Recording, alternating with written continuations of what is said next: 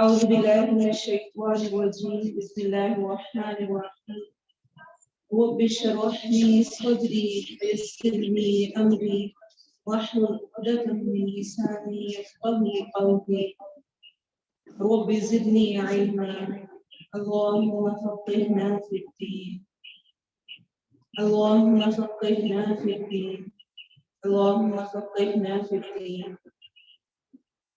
السلام علیکم ورحمۃ اللہ وبرکاتہ۔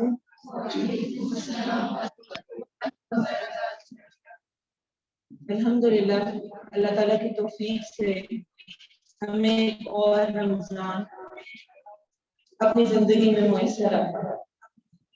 اللہ کرے کہ ہم اس سے بھرپور فائدہ اٹھانے والے ہیں، اور بھرپور فائدے سے مراد یہ ہے کہ جتنی بھی نیکیاں سب لوگوں نے کرنی ہے نا، ان سب میں میرا ہمیں عطا کی کر الحمدللہ کہنا ہے۔ سورۃ البقرہ مدنی سورت ہے، شروع اللہ کے نام سے جو بہت مہربان اور نہایت رحم کرنے والا ہے۔ آپ صلی اللہ علیہ وسلم نے اس سورت کو سلام القرآن قرار دیا ہے۔ سلام القرآن یعنی قرآن کی کوہان، سب سے اہم چیز قرآن کی، اور ہمیں حدیث میں ملتا ہے، ترمذی کی حدیث میں ہے، جس کو جو کہ صحیح حدیث ہے، کہ اپنے گھروں کو مقبرے نہ بناؤ، قبرستان نہ بناؤ، یقیناً شیطان اس گھر میں داخل نہیں ہوتا جس میں سورہ بقرہ کی تلاوت ہوتی رہے۔ تو اگر آپ کو کسی بھی قسم کا لگتا ہے کہ کوئی اثرات ہے، کوئی شیطان ہے، کوئی جادو ہے، کوئی نظر ہے، سورہ بقرہ پڑھیں، جتنی پڑھ سکتے ہیں۔ روز کا معمول رکھیں، اپنی تلاوت کے ساتھ کچھ حصہ سورۃ البقرہ کا پڑھ لیا، یا اس کی تلاوت ہی لگا دی، صبح میں، دوپہر میں، شام میں، اپنے گھر میں اونچی آواز میں، کیونکہ ایک اور حدیث ہمیں یہ بھی بتاتی ہے صحیح مسلم کی، کہ شیطان اس گھر سے بھاگ جاتا ہے جس میں سورۃ البقرہ پڑھی جاتی ہے۔ اسی طرح صحیح مسلم کی حدیث میں آتا ہے، آپ صلی اللہ علیہ وسلم نے فرمایا، دو نہایت روشن سورتیں بقرہ اور آل عمران پڑھا کرو، کیونکہ قیامت کے دن یہ اس طرح آئیں گی جیسے دو بادل یا دو سائبان یا پرندوں کے دو جھنڈ ہوں، یا اپنے ساتھیوں کی طرف سے جھگڑیں گی۔ سورہ بقرہ پڑھا کرو، کیونکہ اس کا حاصل کرنا باعث برکت ہے۔ تو جو ہم سورہ بقرہ پڑھیں گے نا، آج کل میں پرسوں مکمل کریں گے، تو اس کو اس فیلنگ کے ساتھ پڑھیں کہ اس کو حاصل کرنا برکت ہے۔ قرآن پورا ہی بابرکت ہے، لیکن خاص طور پہ سورہ بقرہ کے لیے یہ ذکر آیا ہے کہ اس کو پڑھنا برکت ہے، انسان کو برکتیں حاصل ہوتی ہیں، اور اسے چھوڑ دینا حسرت ہے۔ جو اس کو چھوڑے ہوئے بیٹھے ہیں، جن کا کسی اور چیز میں وقت گزر رہا ہے، کل قیامت کے دن وہ ان کے لیے خاص طور پہ حسرت ہوں گی، اور اہل باطل اس کی طاقت نہیں رکھتے، باطل قوتیں اس کا مقابلہ نہیں کر سکتی۔ جنات شیاطین سے بچاؤ کا بہترین ذریعہ ہے سورۃ بقرہ۔ الف لام میم حروف مقطعات ہیں۔ قرآن کا یہ اسلوب ہے کہ جہاں پر بھی حروف مقطعات آتے ہیں، اس کے بعد قرآن مجید کتاب یا وحی کا ذکر آتا ہے۔ آپ قرآن کی جس بھی سورت کے شروع میں حروف مقطعات دیکھیں گے نا، اس کے بعد آپ دیکھیں گے کہ اللہ تعالیٰ نے قرآن کا ذکر کیا، جس طرح یاسین، اس کے بعد کیا، والقرآن ہے، ٹھیک ہے۔ اور یہاں پر بھی الف لام میم ذالک الکتاب، یہ وہ کتاب ہے جس میں کوئی شک نہیں۔ کیوں؟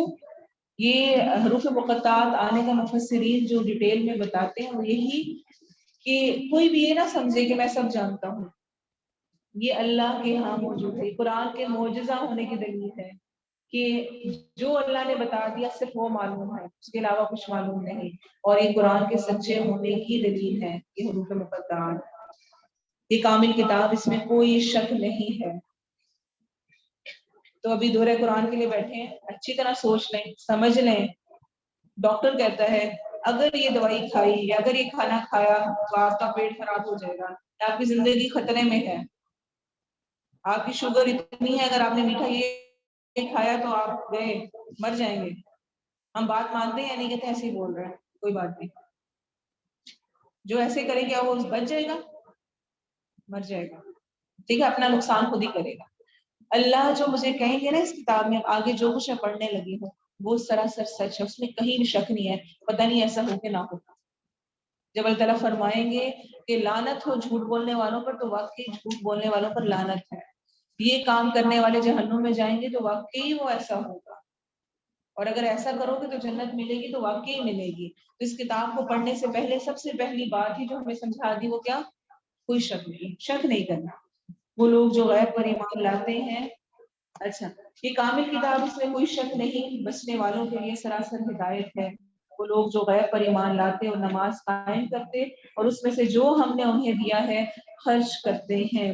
تو غیب پر ایمان ہم جانتے ہیں، ایمان بالغیب اس میں کیا کچھ شامل ہے؟ اللہ، رسول، کتابیں، یوم آخرت، ہر وہ چیزوں کے سامنے موجود ہیں، جنت، آخرت، دوزخ، فرشتے، سب ایمان بالغیب میں ہے. پھر صرف باتوں کا ایمان نہیں، نماز قائم کرتے ہیں.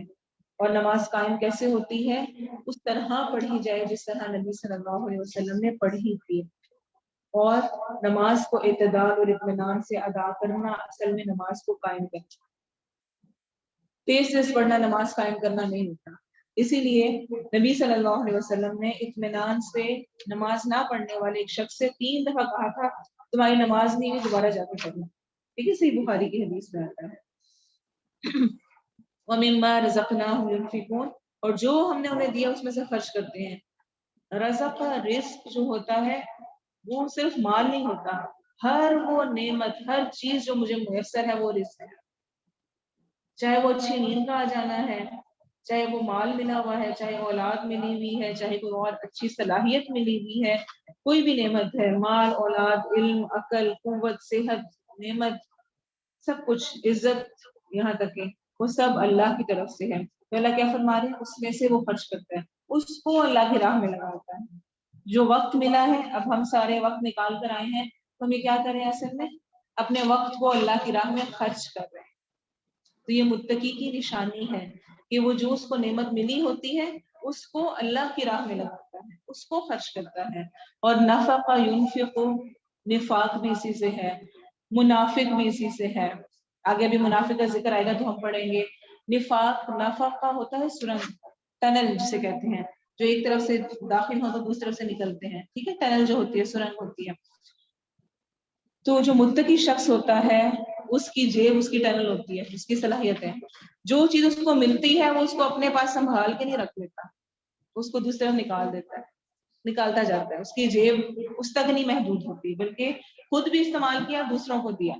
اور منافق کو بھی اسی لیے منافق کہا جاتا ہے کہ وہ ایک رخ کا نہیں ہوتا، 2 رخ کا ہوتا ہے. جس طرح ٹنل کی 2 سائڈز ہوتی ہیں نا، اس اعتبار سے اس کو کہا جاتا ہے. اور وہ جو اس پر ایمان لاتے ہیں جو تیری طرف اتارا گیا اور جو تجھ سے پہلے اتارا گیا، اور آخرت پر وہ یقین رکھتے ہیں. تو جو کچھ نازل ہوا اس پر ایمان اور آخرت پر یقین. جب تک انسان کو یہ یقین نہ ہو کہ میرا حساب ہونا ہے تب تک وہ نیک عمل نہیں کر سکتا. تو اس چیز کی خاص ایک اپنے ذہن میں کلیئرنس ہونا کہ کسی صورت بھی میں کچھ بھی کروں گی وہ سب ایک دن عمل میں آنے والا ہے، وہ ایک دن حساب اس کا ہونے والا ہے. یہ لوگ اپنے رب کی طرف سے بڑی ہدایت پر ہیں اور یہی لوگ پورے کامیاب ہیں.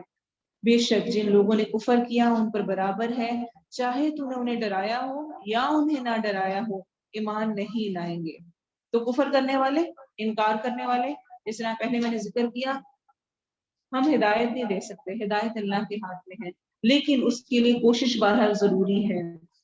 اور جو کوشش نہیں کرتا، جو روگردانی کرتا ہے، لاپرواہی اختیار کرتا ہے، تو اللہ کی طرف سے اس پر پکڑ آتی ہے.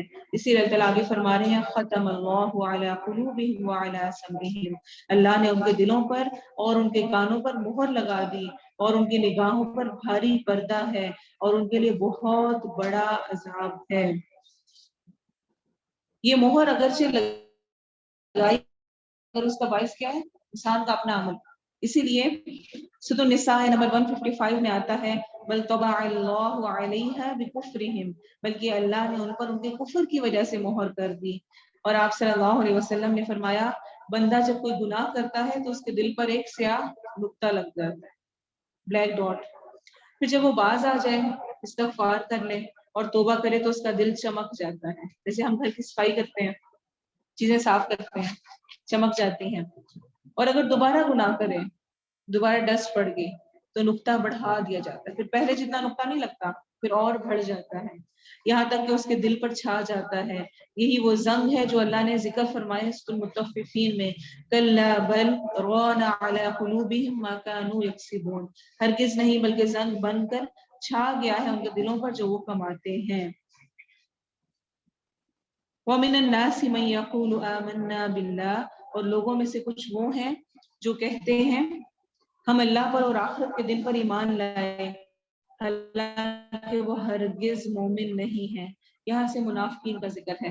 قرآن کریم کے آغاز میں ہی اللہ تعالیٰ نے 3 گروہوں کا ذکر کر دیا ہے۔ ہم میں سے بیٹھا ہوا ہر شخص یہاں پر اس چیز کو سمجھ لیں کہ ہم ان 3 میں سے کوئی ایک ہے۔ اپنے آپ کو چیک کریں کہاں ہوں۔ پہلا ذکر کن کا ہوا ہے؟ متقی لوگوں کا۔ دوسرا ذکر ہونے جا رہا ہے، دوسرا ذکر ہوا ہے کفار کا، جن پہ کسی چیز کا کوئی اثر نہیں ہوتا، اور تیسرے وہ لوگ ہیں جو کہ منافقین ہیں، جو نہ پورے مومن نہ پورے کافر، اور یہ 3 کیٹیگریز ہی ہمیشہ ہوتی ہیں۔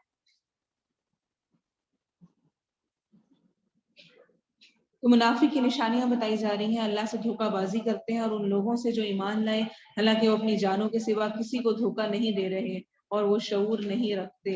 تو انسان سمجھتا ہے کہ دوسروں کو دھوکہ دے کے نہ کر کے شاید وہ بچ جائے گا، لیکن اللہ تعالیٰ کیا فرما رہے ہیں؟ اصل میں انسان خود کو ہی دھوکہ دے رہا ہوتا ہے۔ دوسروں کے سامنے ایسے شو کرنا کہ گویا مجھے تو پتہ ہی نہیں، جھوٹ بول کے دھوکہ دے کے کہ اچھا آپ نے کچھ کہا تھا، کوئی بات ہوئی تھی، ہم بہت ہم ایسے معصوم بن جاتے ہیں گویا پتہ ہی نہیں، حالانکہ ہمیں پتہ ہوتا ہے۔ تو وہ دھوکہ کبھی بھی کامیاب نہیں رہتا، اللہ تعالیٰ اس کو جانتے ہیں۔ تو وہ اصل میں انسان اپنے آپ کو ہی دھوکہ دے رہا ہوتا ہے۔ ان کے دلوں ہی میں ایک بیماری ہے، تو اللہ نے انہیں بیماری میں اور بڑھا دیا، اور ان کے لیے دردناک عذاب ہے اس وجہ سے کہ وہ جھوٹ کہتے تھے۔ تو منافق کی ایک اور بڑی نشانی کا یہاں ذکر ہے کہ وہ جھوٹ بولنے والے تھے، اور جب ان سے کہا جاتا ہے کہ زمین میں فساد مت ڈالو تو کہتے ہیں ہم تو صرف اصلاح کرنے والے ہیں۔ سن لو یقیناً وہی تو فساد ڈالنے والے ہیں، اور لیکن وہ نہیں سمجھتے۔ تو زمین میں فساد مت ڈالو، زمین میں فساد نہ ہو۔ اکثر لوگ یہی سمجھ رہے ہوتے ہیں کہ ہم تو ٹھیک کر رہے ہیں، اپنی غلطی کون نہیں مان رہا ہوتا، جس کو یہ لگتا ہے کہ آئی ایم رائٹ، میں بالکل ٹھیک ہوں، میں ٹھیک کر رہا ہوں، میرا تو اصل میں میری نیت تو یہ ہے۔ حالانکہ نیت آپ کی سے اس وقت فرق نہیں پڑتا جب آپ کو نظر آ رہا ہے کہ فساد ہو رہا ہے۔ اس کے بارے میں نا وہ جس طرح یہاں پر آیت بھی موجود ہے، سورہ فاطر کے آیت نمبر 8 میں آتا ہے افمن زین له سوء عمله فرآه حسنا، ایسے لوگ بھی موجود ہیں، میں بھی ہو سکتی ہوں وہ، غور کریں تو کیا وہ شخص جس کے لیے اس کا برا عمل مزین کر دیا گیا، زینت دار بنا دیا گیا، اس کو اپنا برا عمل بڑا خوبصورت لگتا ہو، اٹریکشن اس میں ہو، اور وہ سمجھتا ہے یہ بڑا اچھا کر رہا ہے، تو اس نے اس کو اچھا سمجھا، اس شخص کی طرح ہے جو ایسا نہیں کرتا۔ افمن زین له سوء عمل، برا عمل خوبصورت بن گیا، سامنے پیش ہو گیا۔ وَإِذَا قِيلَ لَهُمْ آمِنُوا كَمَا آمَنَ النَّاسُ، اور جب ان سے کہا جاتا ہے ایمان لاؤ جس طرح لوگ بھی ایمان لائے ہیں، تو کہتے ہیں کہ ہم ایمان لائے جیسے بے وقوف ایمان لائے ہیں۔ نعوذ باللہ، لوگوں سے مراد الناس سے مراد یہاں صحابہ کرام ہیں۔ سن لو بے شک وہ خود ہی بے وقوف ہیں، اور لیکن وہ نہیں جانتے۔ اور جب وہ ان لوگوں سے ملتے ہیں جو ایمان لائے تو کہتے ہیں ہم ایمان لے آئے، اور جب اپنے شیطانوں کی طرف اکیلے ہوتے ہیں تو کہتے ہیں بے شک ہم تمہارے ساتھ ہیں، ہم تو صرف مذاق اڑانے والے ہیں۔ تو منافقین کی ایک اور نشانی کیا ہے کہ وہ دوسروں کا مذاق اڑاتے ہیں۔ کبھی بھول کے بھی کسی کا مذاق نہ اڑائے، خاص طور پر دین پہ چلنے والے۔ کیا تم لمبی نمازیں پڑھتی ہو؟ کیا تم یہ دعائیں کرنے بیٹھی رہتی ہو؟ کچھ تھوڑا دنیا کو بھی دیکھنا چاہیے، اتنا شرمانا بھی نہیں چاہیے۔ اور کیا تم نے دوپٹہ لپیٹ دیا ہے، ملبن بن گئی ہو؟ کوئی باتیں شادی میں خیر ہے، فلاں موقع پہ میری طرف سے اگر دوسرا کوئی دین کی طرف نہیں آتا تو نہ صحیح، لیکن میری وجہ سے کوئی غلط راستے کی طرف یا کوئی نیکی خیر کو چھوڑ دینے والا نہیں ہونا چاہیے۔ تو مذاق اڑانے کا ایک بہت بڑا نقصان یہ ہوتا ہے کہ جو شخص عمل کر رہا ہوتا ہے اس کے لیے وہ عمل کرنا مشکل ہو جاتا ہے۔ اللہ ان کا مذاق اڑاتا ہے، انہیں ڈھیل دے رہا ہے، اپنی سرکشی ہی میں وہ حیران پھرتے ہیں۔ اور اس کے بارے میں اللہ تعالیٰ سورہ آل عمران کے آیت نمبر 178 میں فرماتے ہیں انما نملی لہم لیزدادوا اثما، ہم انہیں مہلت دے رہے ہیں کہ وہ گناہ میں بڑھ جائیں. ٹھیک ہے, ڈھیل مل رہی ہے, کرتے جاؤ جو کچھ کرنا ہے, لیکن ایک دن پکڑ آئے گی. اور اللہ تعالیٰ ان کا مذاق کس طرح اڑا رہا ہے. ایک تو دنیا میں اللہ تعالیٰ مومنین کا دفاع کرتا ہے, ان اللہ یدافع عن الذین آمنوا, یاد رکھیں کہ بے شک اللہ وہ لوگ جو ایمان لائے ہیں ان کا دفاع کرتا ہے, وہ پروٹیکٹ کرتا ہے. چاہے سامنے ظاہری حالات میں لگ رہا ہے کہ نہیں مجھے کوئی بسکوٹ, لیکن وقت آتا ہے کامیابی اور اینڈ جو ہے وہ ایمان والوں کا ہی ہوتا ہے. آپ نے جتنے پچھلے انبیاء کے قصص سنے ہوں گے, ان سب کا اینڈ رزلٹ کیا تھا؟ کس کی فتح, کس کی کامیابی؟ جو اللہ کے لوگ بندے تھے, انبیاء اور ان کے ساتھ کے جو لوگ تھے, اور جو دوسرے تھے وہ سارے عذاب کا شکار ہوئے, تباہی کا شکار ہوئے. تو اینڈ رزلٹ مومن کے لیے ہی. اگر میں ایمان پر قائم ہوں, واقعی اللہ کو تھامے میں ہوں, تو انشاءاللہ آخر کامیابی جو اینڈ رزلٹ ہونا ہے وہ میرے حق میں ہی ہوگا. تو قیامت کے دن منافقین کو پیش کیا جائے گا, وہ مسلمانوں کے ساتھ جاتے ہوئے ان کے نور سے راستہ دیکھتے ہوئے جا رہے ہوں گے, ایک دیوار کے ذریعے سے جہنم کی طرف وہ دھکیل دیے جائیں گے. اس وقت ان کے ساتھ مذاق کیا جائے گا کہ جنت کے قریب جا کے ان کے لیے دروازے جنت کے بند کر دیے جائیں گے. مثلهم كمثل الذي استوقد نارا. اچھا, ہماری ایک آیت رہ گئی. یہی لوگ ہیں جنہوں نے ہدایت کے بدلے گمراہی خرید لی. اولئک الذین اشتروا الضلالۃ بالہدی.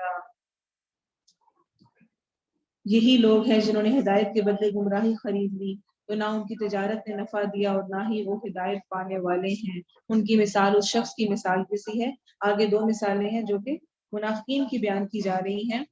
ان کی مثال اس شخص کی مثال کیسی ہے جس نے ایک آگ کو بھڑکائی, تو جب اس نے اس کے ارد گرد کی چیزوں کو روشن کر دیا تو اللہ ان کے نور کو لے گیا اور انہیں کئی طرح کے اندھیروں میں چھوڑ دیا کہ وہ نہیں دیکھتے, بہرے ہیں, گونگے ہیں, اندھے ہیں, بس وہ نہیں لوٹتے.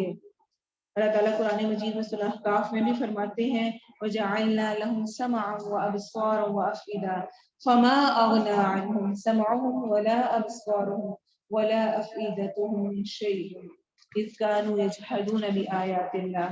اور ہم نے ان کے لیے کان اور آنکھیں اور دل بنائے, تو نہ ان کے کان ان کے کسی کام آئے, نہ ان کی آنکھیں اور نہ ان کے دل. کیوں؟ کیونکہ وہ اللہ کی آیات کا انکار کرتے تھے. اچھا, انکار کا مطلب یہ نہیں ہے کہ میں کہوں میں نہیں قرآن کو مانتی, بلکہ انکار کا یہ مطلب ہے کہ میں جو اس میں لکھا ہوا اس پر عمل نہیں کر رہی, میرا عمل بھی اس کا انکار کر رہا ہے. زبان سے تو اقرار ہے لیکن عمل سے انکار ہے. ایمان دل کی تصدیق, دل مان رہا ہے, زبان سے اس کا اقرار اور عمل سے اس کو کر کے دکھانا, یہ اصل میں ایمان کی تکمیل ہے, ایمان کی ڈیفینیشن ہے. دل میں اگر میرے نیت نہیں ہے, زبان سے کہہ بھی رہی ہوں, عمل سے کر بھی رہی ہوں, ایمان قبول نہیں ہے, منافق ہے وہ. نیت ہی ٹھیک نہیں ہے تو سارا اجر ضائع. اچھا, دل میں ہے لیکن زبان سے نہیں اس کا اظہار ہو رہا, یہ بھی پسندیدہ نہیں ہے. پھر دل بھی ہے, زبان سے بھی میں کہہ رہی ہوں کہ مجھے اللہ تعالیٰ سے بہت محبت ہے, میرا بڑا دل کرتا ہے مجھے اچھے سے قرآن پڑھنا آئے, میرا بڑا دل کرتا ہے میں ایسے نمازیں پڑھوں, لیکن عمل میں ہے کچھ نہیں. نمازیں میری ہر دوسرے دن چھوٹ رہی ہوتی ہیں, کوئی بھی ریزن ہو اس کی وجہ سے. تو پھر کیا میں آیات کو ماننے والی ہوں؟ نہیں, میرا ایمان پھر ویک ہے, کمزور ہے, مجھے اس پر محنت کی ضرورت ہے. تو ان کی مثال اس شخص کی مثال کیسی ہے جس نے ایک آگ بھڑکائی, تو جب اس نے اس کے ارد گرد کو روشن کر دیا تو اللہ ان کے نور کو لے گیا. ٹھیک ہے, جو ہم نے ابھی پڑھی ہے. تو یہ اصل میں بہرے گونگے اندھے ہیں.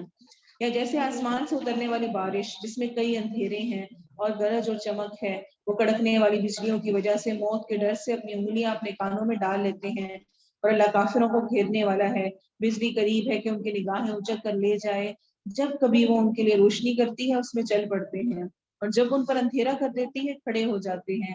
اور اگر اللہ چاہتا تو ضرور ان کی سماعت اور ان کی نگاہیں لے جاتا, بے شک اللہ ہر چیز پر پوری طرح قادر ہے. وہ سخت مثال ہے, ہم میں سے ہر ایک کو اپنا آپ دیکھنے کی ضرورت ہے.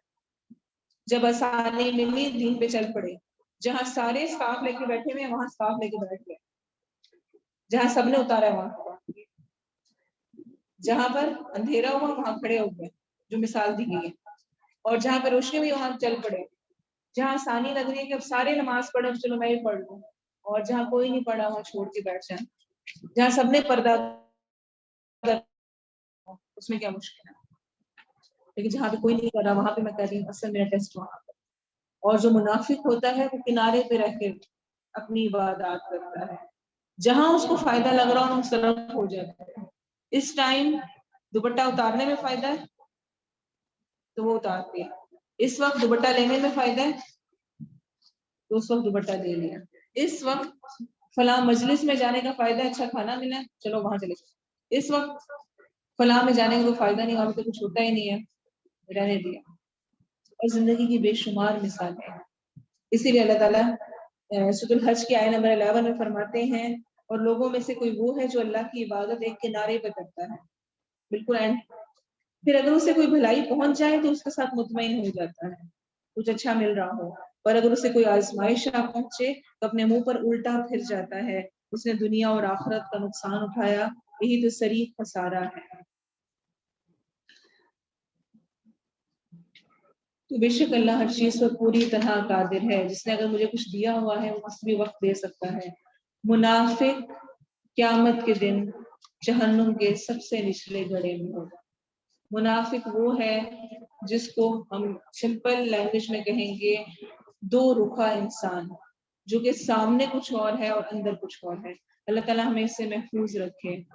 سب سے نچلے گڑھے میں ہونے کا مطلب ہے یعنی سب سے زیادہ ہیٹ اور عذاب.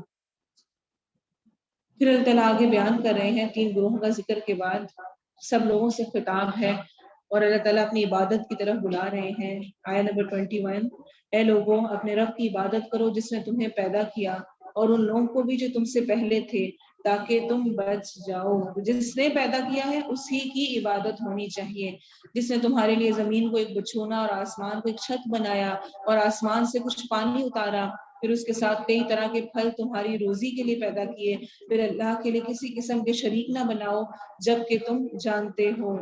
تو ان سب نعمتوں کا اینڈ ریزلٹ کیا ہے؟ کیا کرنا چاہیے؟ شکر کرنا چاہیے. اللہ کے ساتھ شرک نہیں ہونا چاہیے. پھر صرف جو دے رہا ہے اسی کی عبادت کی جائے، اسی کی مانی جائے. جس کی طرف سے کچھ نہیں مل رہا اس کی طرف نہ بڑھا جائے. تو اللہ تعالیٰ ایک ایک نعمت یاد دلا کے ہمیں بتا رہے ہیں کہ اس کی طرف، اس کو جانو، وہی سب کچھ دینے والا ہے. تو پھر اس کے ساتھ اس کا بدل کیا ہے؟ جو نعمتیں دے رہا ہے ہم کیا واپس لوٹائیں گے کہ ہم اس کے ساتھ کسی کو شریک نہ کریں، اس کو ایک مانیں. اور اگر تم اس کے بارے میں کسی شک میں ہو جو ہم نے اپنے بندے پر اتارا ہے تو اس کی مثل ایک صورت لے آؤ اور اللہ کے سوا اپنے حمایتی بلا لو اگر تم سچے ہو.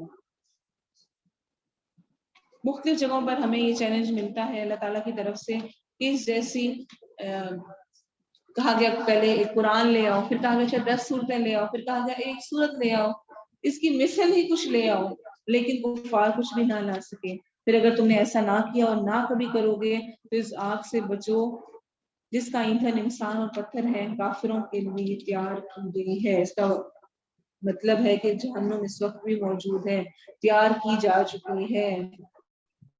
اور عدد سے ہے، اور عدد کیا ہوتا ہے؟ کاؤنٹنگ، یعنی ایک ایک چیز کاؤنٹ کر کے رکھی گئی ہے.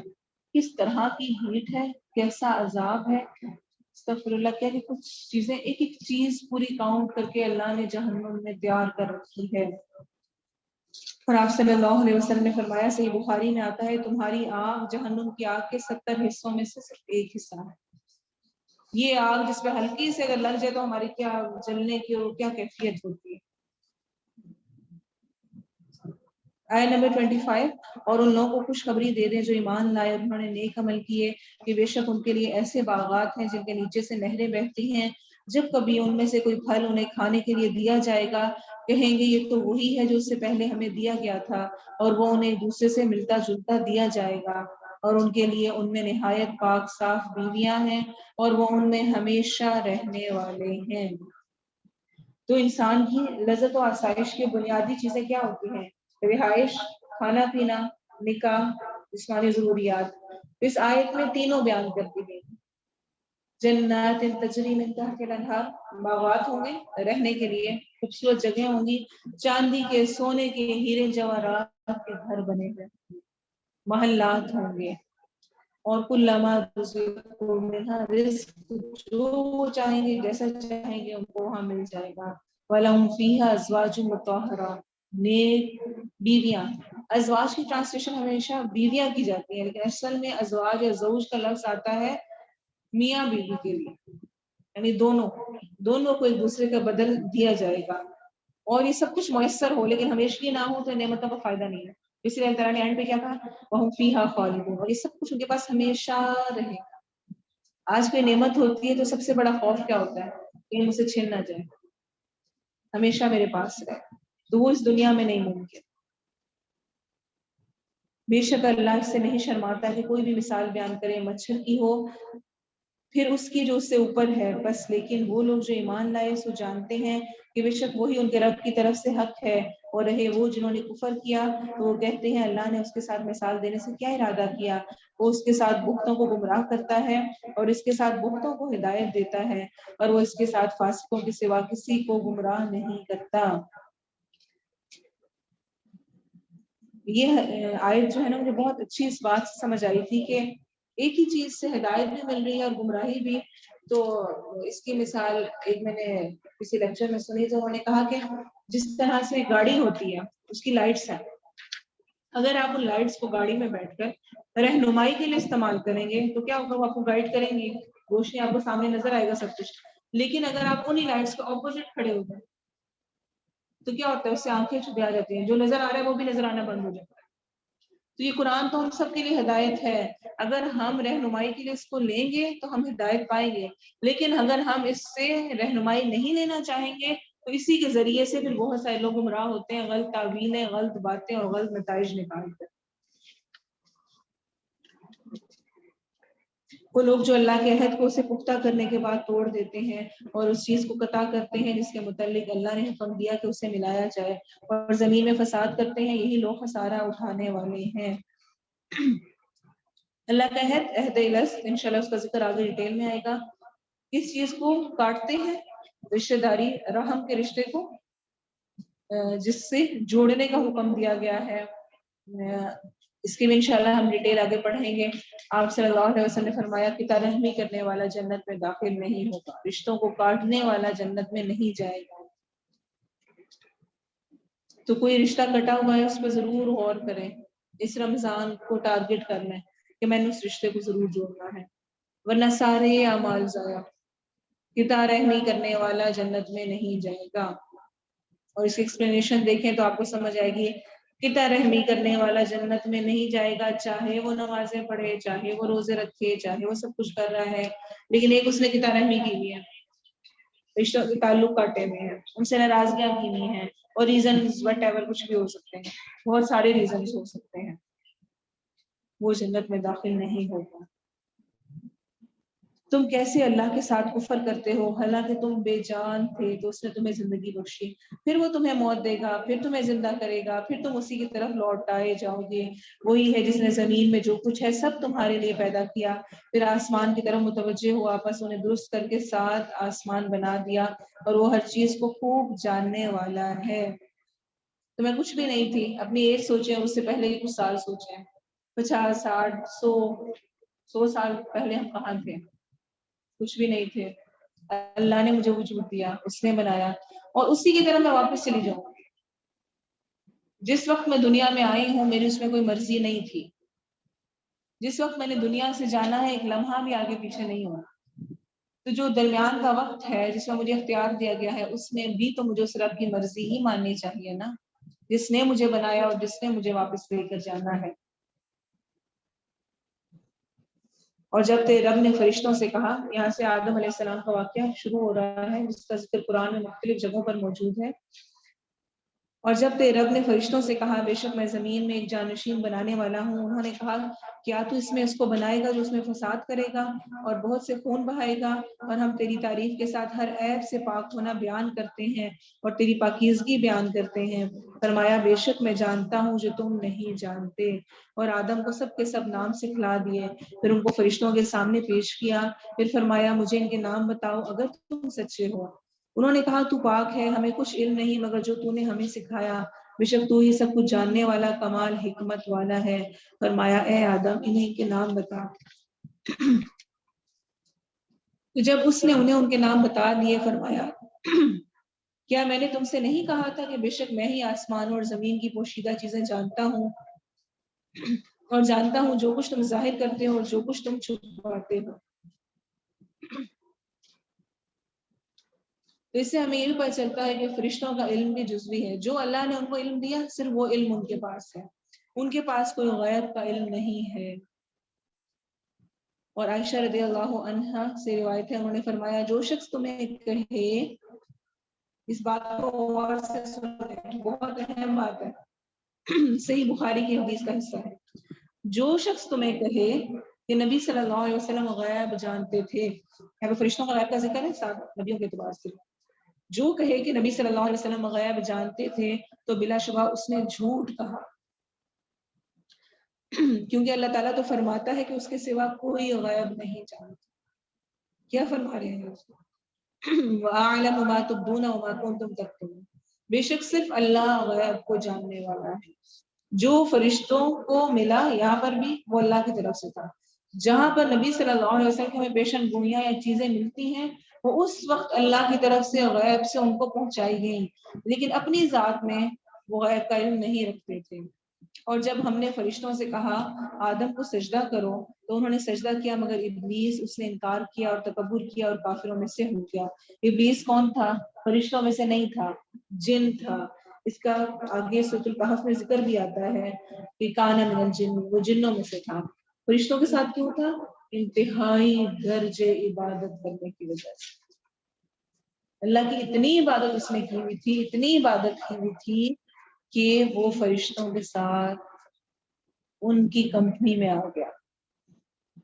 لیکن صرف اللہ کی ایک بات نہ ماننے پر سب کچھ کراس ہو گیا. پہاڑ پہ چڑھنا بہت مشکل ہوتا ہے، پھسلتے ہوئے دیر نہیں لگتی. قرآن کو حاصل کرنا، پڑھنا، اس پہ وقت لگانا، نیکیاں کمانا، یہ بہت مشقت کا کام ہے اور اس مشقت کا ہی کل قیامت کے دن اجر ہے. لیکن یاد رکھیں بری کمپنی ہو جائے یا انسان جو اچھی کمپنی ہے اس کو قبول نہ کرے اور اپنی مرضی چلانے لگے تو پھر وہ شیطان کے درجے پہ آ جاتا ہے. اس نے تکبر کیا اور کافروں میں سے ہو گیا. اور تکبر ایک ایسی بیماری ہے کہ یہ انسان کو جنت سے روکتے. کیا آتا ہے حدیث میں؟ جس کے دل میں ذرہ برابر بھی تکبر وہ جنت میں داخل نہیں ہوگا. چاہے وہ تکبر اپنے اچھے علم کا ہے، اپنے چہرے کا ہے، اپنے کپڑوں کا ہے، اپنے مال کا ہے، اپنی اولاد کا ہے، کسی بھی طرح کا تکبر، وہ شخص جنت میں داخل نہیں ہوگا. اور ہم نے کہا اے آدم تو اور تیری بیوی جنت میں رہو اور دونوں اس میں سے کھلا کھاؤ جہاں چاہو، تم دونوں اس درخت کے قریب نہ جانا ورنہ تم دونوں ظالموں میں سے ہو جاؤ گے. تو آزمائش کے طور پہ کہا گیا اس درخت کے قریب نہیں جانا. وہ کون سا درخت تھا، اس میں کیا چیز تھی جس وجہ سے روکا گیا، اس کا کچھ بھی ہمیں اس کو بحث کرنے کی ضرورت نہیں ہے. اور بہت دفعہ ایسی آزمائشیں آتی ہیں کہ ہم کہتے ہیں ایسا میرے ساتھ کیوں ہوا. وہ کیوں کا سوال نہیں بنتا انسان ہونے کی حیثیت سے. وہ اللہ نے بس وہ ٹیسٹ رکھا ہے. بظاہر ہی لگ رہا ہے کہ اس کی ضرورت نہیں تھی لیکن اسی میں ضرورت ہوتی ہے اور اسی سے انسان کا ٹیسٹ ہوتا ہے. تو کہا گیا کہ تم نے اس درخت کے قریب نہیں جانا. اچھا یہ بھی کہا جا سکتا تھا نا کہ اس درخت کا پھل نہ کھانا. کیوں کہا گیا وَلَا تَقْرَبَا، اس درخت کے قریب نہ جانا؟ کیونکہ انسان جب اس کے قریب جائے گا تو نہ چاہتے ہوئے زیادہ چانس ہے کہ وہ اس کا پھل بھی کھا لے گا. ایسے ہی گناہوں کے بارے میں بھی ہے. اللہ تعالیٰ قرآن مجید میں بھی فرماتے ہیں وَلَا تَقْرَبُوا الزِّنَا، اور زنا کے قریب بھی نہ جاؤ. یہ نہیں کہا زنا نہ کرو، یعنی جو چیزیں زنا کی طرف لے کے جانے والی ہیں، غلط راستے کی طرف، ان کے بھی قریب نہ جاؤ تم ان میں پڑ جاؤ گے. اور شریعت کے اس اصول کو سد ذرائع کہتے ہیں، یعنی ہر اس ذریعے کو بند کر دینا، روک دینا جو کہ انسان کو گناہ کی طرف لے کے جا سکتا ہے. اسی لیے حرام سے بچنے کے لیے مشتبہات یعنی شبہ والی چیزوں کو بھی چھوڑ دینے کا ہمیں حکم دیا گیا ہے. یہ شبہ والی چیز ہے، پتہ نہیں ہے کریں یا نہ کریں، سمجھ نہیں آ رہی، تو بہتر ہے چھوڑ دیں، اوائڈ کریں. اس سے آپ کا چانس حرام کی طرف جانے کا کم ہو جائے گا. اور مشہور حدیث ہے صحیح مسلم کی کہ بے شک حلال واضح ہے، حرام واضح ہے، ان کے درمیان میں ہے وہ ملی جلی چیزیں ہیں، ان سے اجتناب ہی بہتر ہے. تو شیطان نے دونوں کو اس سے پھسلا دیا، بس انہیں اس سے نکال دیا جس میں وہ دونوں تھے، اور ہم نے کہا اتر جاؤ، تمہارا باز باز کا دشمن ہے اور تمہارے لیے زمین میں ایک وقت تک ٹھہرنا اور فائدہ اٹھانا ہے۔ پھر آدم علیہ السلام نے اپنے رب سے چند کلمات سیکھ لیے۔ کیا کلمات تھے وہ یاد ہے آپ کو؟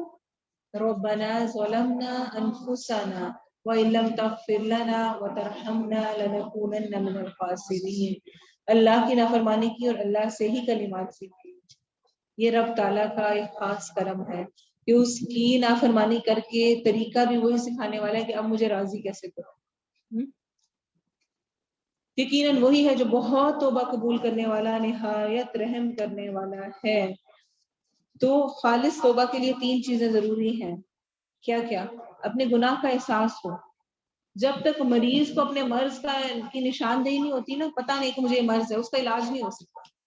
تو پہلے چیز جو ہے وہ گناہ کا احساس ہے، مجھے احساس ہو کہ میں غلط کر رہی ہوں۔ پھر دوسرا اس پر ندامت، شرمندگی، اور تیسرا آئندہ نہ کرنے کا عہد۔ اصل میں یہ توبہ کہلاتی ہے۔ ہم نے کہا سب کے سب اس سے اتر جاؤ، پھر اگر کبھی تمہارے پاس میری طرف سے واقعی کو ہدایت آ جائے تو جس نے میری ہدایت کی پیروی کی سو ان پر نہ کوئی خوف ہے اور نہ وہ غمگین ہوں گے۔ تو جو کوئی اللہ کی ہدایت کی پیروی کرے گا، اللہ نے کیا وعدہ کیا ہے؟ لا خوف علیہم ولا هم یحزنون۔ کیا مطلب ہے؟ کوئی آزمائش نہیں آئے گی؟ انبیاء پر سب سے زیادہ آزمائشیں آئیں۔ حدیث میں کیا آتا ہے؟ سب سے زیادہ جو آزمائے گئے وہ کون تھے؟ انبیاء کرام۔ جو دین پہ جتنا قائم ہوتا ہے اس کی آزمائشیں بھی آتی ہیں۔ پھر اللہ یہ کیوں فرما رہے ہیں کہ جو میری ہدایت کی پیروی کرے گا اسے کوئی خوف، کوئی رنج، کوئی غم نہیں ہوگا؟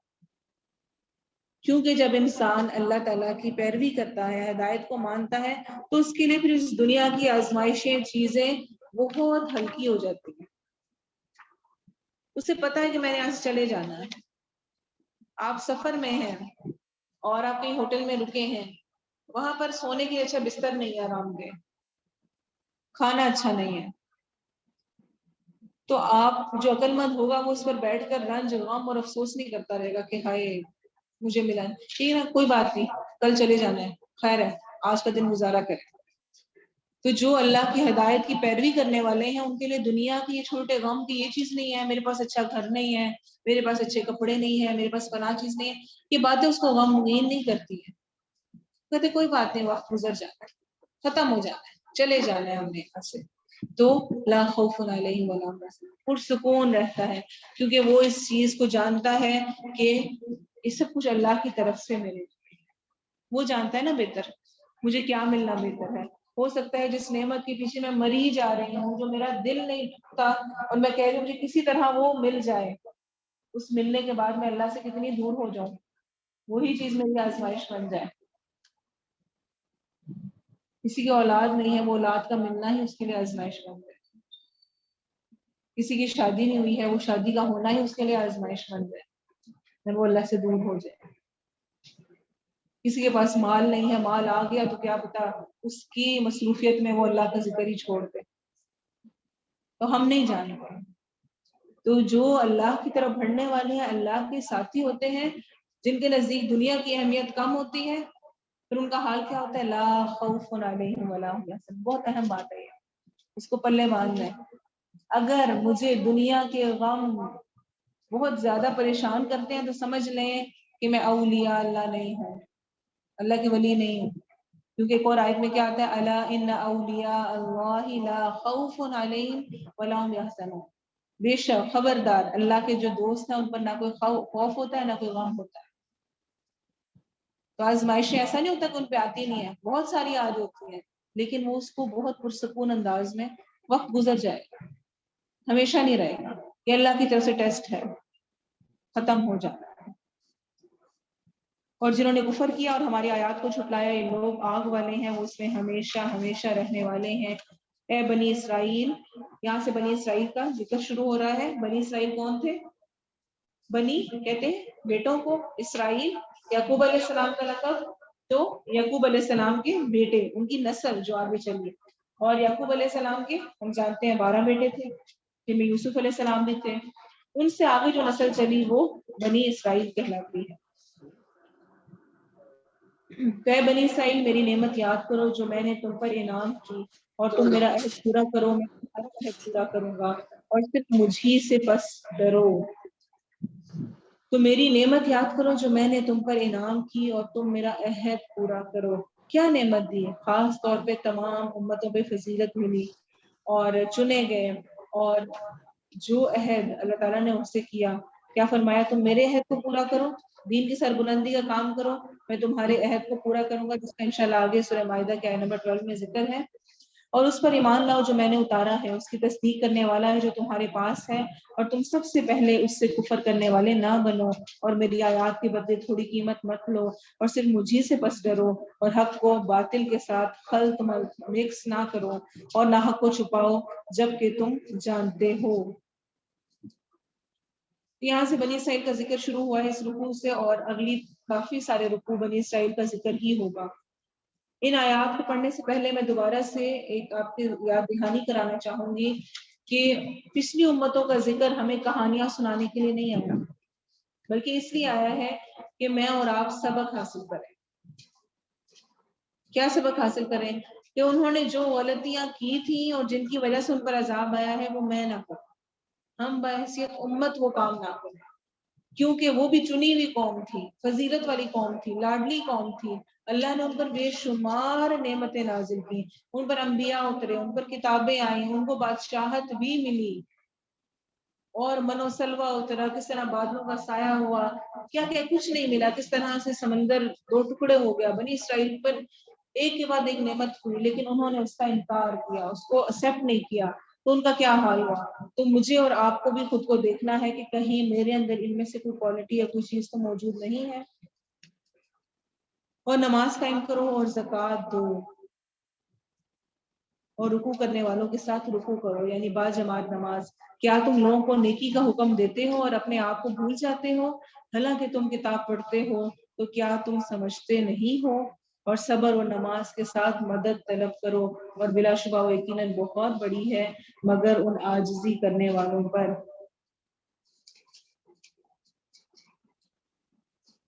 یہاں پہ رک کے جو پچھلے 3 آیات ہیں ان پہ میں ہلکی سی یہ بات کروں گی. ایک تو یہ کہ نماز قائم کرنا انتہائی ضروری ہے، جماعت کے ساتھ نماز.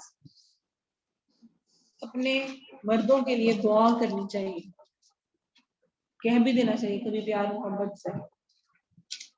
یہ بہت اہم کام ہے. نماز با جماعت نہ پڑھنے کے بارے میں اتنی سخت وعید ہے، حدیث میں آتا ہے صحیح بخاری اور صحیح مسلم کی، اس ذات کی قسم جس کے ہاتھ میں میری جان ہے، میں نے ارادہ کیا ہے، نبی صلی اللہ علیہ وسلم کے الفاظ ہیں، کہ ایندھن کا حکم دو، وہ اکٹھا کیا جائے، پھر نماز کو حکم دو، اس کے لیے اذان کہی جائے، پھر کسی آدمی کو حکم دو کہ وہ لوگوں کو امامت کروائے، پھر ان آدمیوں کی طرف جاؤں جو نماز میں حاضر نہیں ہوتے اور ان سمیت ان کے گھروں کو جلا دوں. اتنے سخت الفاظ حدیث میں. ہو سکتا ہے ہمارا بہت دل کرتا ہو لیکن نہ ہوتا، اس لیے میں نے آپ سے کہا ہے دعا اور پیار سے نصیحت جب موقع ہو. لان تان اور اس کا فائدہ نہیں ہے. انک لا تہدی من احببت، یہ آیت میں بار بار رپیٹ کروں گی، اکثر ہم یہی کرتے ہیں. جو کوئی اچھا کچھ میں کرنے لگ جاؤں نا تو مجھے بس یہی ہوتا ہے کہ وہ کیوں نہیں کر رہا، وہ کیوں نہیں کر رہا. تو مجھے بھی اللہ نے توفیق دی تو میں کر رہی ہوں نا، تو اگلے کو بھی توفیق ملے گی. دعا کی کثرت اور نیکی کا حکم دینا، برائی سے روکنا، اس کی کوشش جاری رکھنی چاہیے. پرفیکٹ کوئی نہیں ہوتا، لیکن اس سے حدیث سے مراد نہیں ہے کہ آپ تبلیغ کا کام چھوڑ کے ہی بیٹھ جائیں. نیکی کا حکم دینا، برائی سے روکنا ضروری ہے، لیکن ساتھ خود بھی عمل کرنا چاہیے، اور نہ ایسا سمجھنا چاہیے کہ جو علماء ہیں جو نیکی کا حکم دے رہے برائی سے روک رہے ہیں وہ کوئی فرشتے ہوتے ہیں. ان سے بھی غلطیاں ہو سکتی ہیں، تو درمیان کا جو راستہ ہے وہ. پھر صبر اور نماز کے ساتھ مدد. آپ صلی اللہ علیہ وسلم کا معمول تھا کہ جب بھی کوئی غم پریشانی پیش آتی آپ نماز کی طرف لپکتے. ہم کس کی طرف لپکتے ہیں؟ لوگوں کی طرف. کوئی غم پیش آئے، کچھ ہو تو فوراً دوست کو اس کو فون کر کے ہے یہ ہو گیا. تو نبی صلی اللہ علیہ وسلم کا معمول کیا تھا؟ نماز کی طرف، اللہ سے بات فوراً، یا اللہ یہ مسئلہ پیش آ گیا اب کیا کروں. اور صبر 3 قسم پر ہوتا ہے، 3 قسم کا ہے. ایک مصیبت پہ صبر کرنا، ایک اللہ تعالیٰ کی اطاعت پر صبر کرنا. صبح اٹھنے کا دل نہیں کر رہا پھر بھی خود کو جبر کر کے اٹھ کے نماز پڑھنا، اللہ تعالیٰ کی اطاعت پر صبر. اور نافرمانی سے بچنے پر صبر کرنا.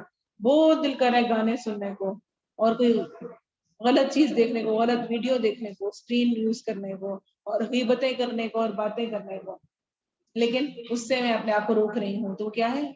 नाफरमानी से बचने पर सब्र, और ये सब पर बेइंतहा अजर है। अल्लज़ीना यज़ुन्नून अन्नहुम मुलाक़ू रब्बिहिम व अन्नहुम इलैहि राजिऊन, जो यकीन रखते हैं कि बेशक वो अपने रब से मिलने वाले हैं और ये कि बेशक वो उसी की तरफ लौटने वाले हैं। ए बनी इसराइल, मेरी नेमत याद करो जो मैंने तुम पर की, और ये कि बिलाशुबा मैंने ही तुम्हें जहानों पर फजीलत बख्शी। और उस दिन से बचो जब ना कोई जान किसी जान के कुछ काम आएगी, और ना उससे कोई सिफारिश कबूल की जाएगी, और ना उससे कोई फिदिया लिया जाएगा, और ना ही उसकी कोई मदद की जाएगी। सूरह मुदस्सिर में अल्लाह ताला फरमाते हैं, फमा तंफअहुम शफाअतुश शाफिईन, बस उन्हें सिफारिश करने वालों की सिफारिश कोई नफा न देगी। आयतुल कुर्सी में आता है, मंज़िल्लज़ी यशफ़अउ इंदहु इल्ला बिइज़्निही, कौन है वो जो उसके पास उसकी इजाजत के बगैर सिफारिश कर सके। तो इस खुशफहमी में ना रहे कि कल क़यामत के दिन नबी सल्लल्लाहु अलैहि वसल्लम की शफाअत होगी और हम बख्शे बख्शाए जन्नत में पहुंच जाएंगे। अल्लाह के हुक्म के बगैर कोई शफाअत नहीं कर सकता, और नबी सल्लल्लाहु अलैहि वसल्लम भी उनकी शफाअत करेंगे जिनकी अल्लाह ताला उनको इजाजत देंगे। और जब हमने तुम्हें फिरौन की कौम से निजात दी जो तुम्हें बुरा अजाब देते थे, तुम्हारे बेटों को बुरी तरह ज़िबा करते और तुम्हारी औरतों को जिंदा छोड़ते, और उसमें तुम्हारे रब की तरफ से बहुत बड़ी आजमाइश थी। तो फिरौन की कौम से निजात, क्या बुरा अजाब था उनका? बेटों को ज़िबा करते, और सिर्फ ज़िबा नहीं, बुरी तरह ज़िबा। यहाँ पर जो ज़ब्बिहूना का वर्ड है ना, ये होता है शदीद, बुरी तरह से। ज़बीहा या ज़िबा करना होता है, ज़िबा करना आम, लेकिन जब ज़ब्बह शद के साथ आ जाए तो उसका मतलब है कि शिद्दत के साथ, बुरी तरह से, और बेटों को मार देते होते थे। कितनी बड़ी आजमाइश थी उनको।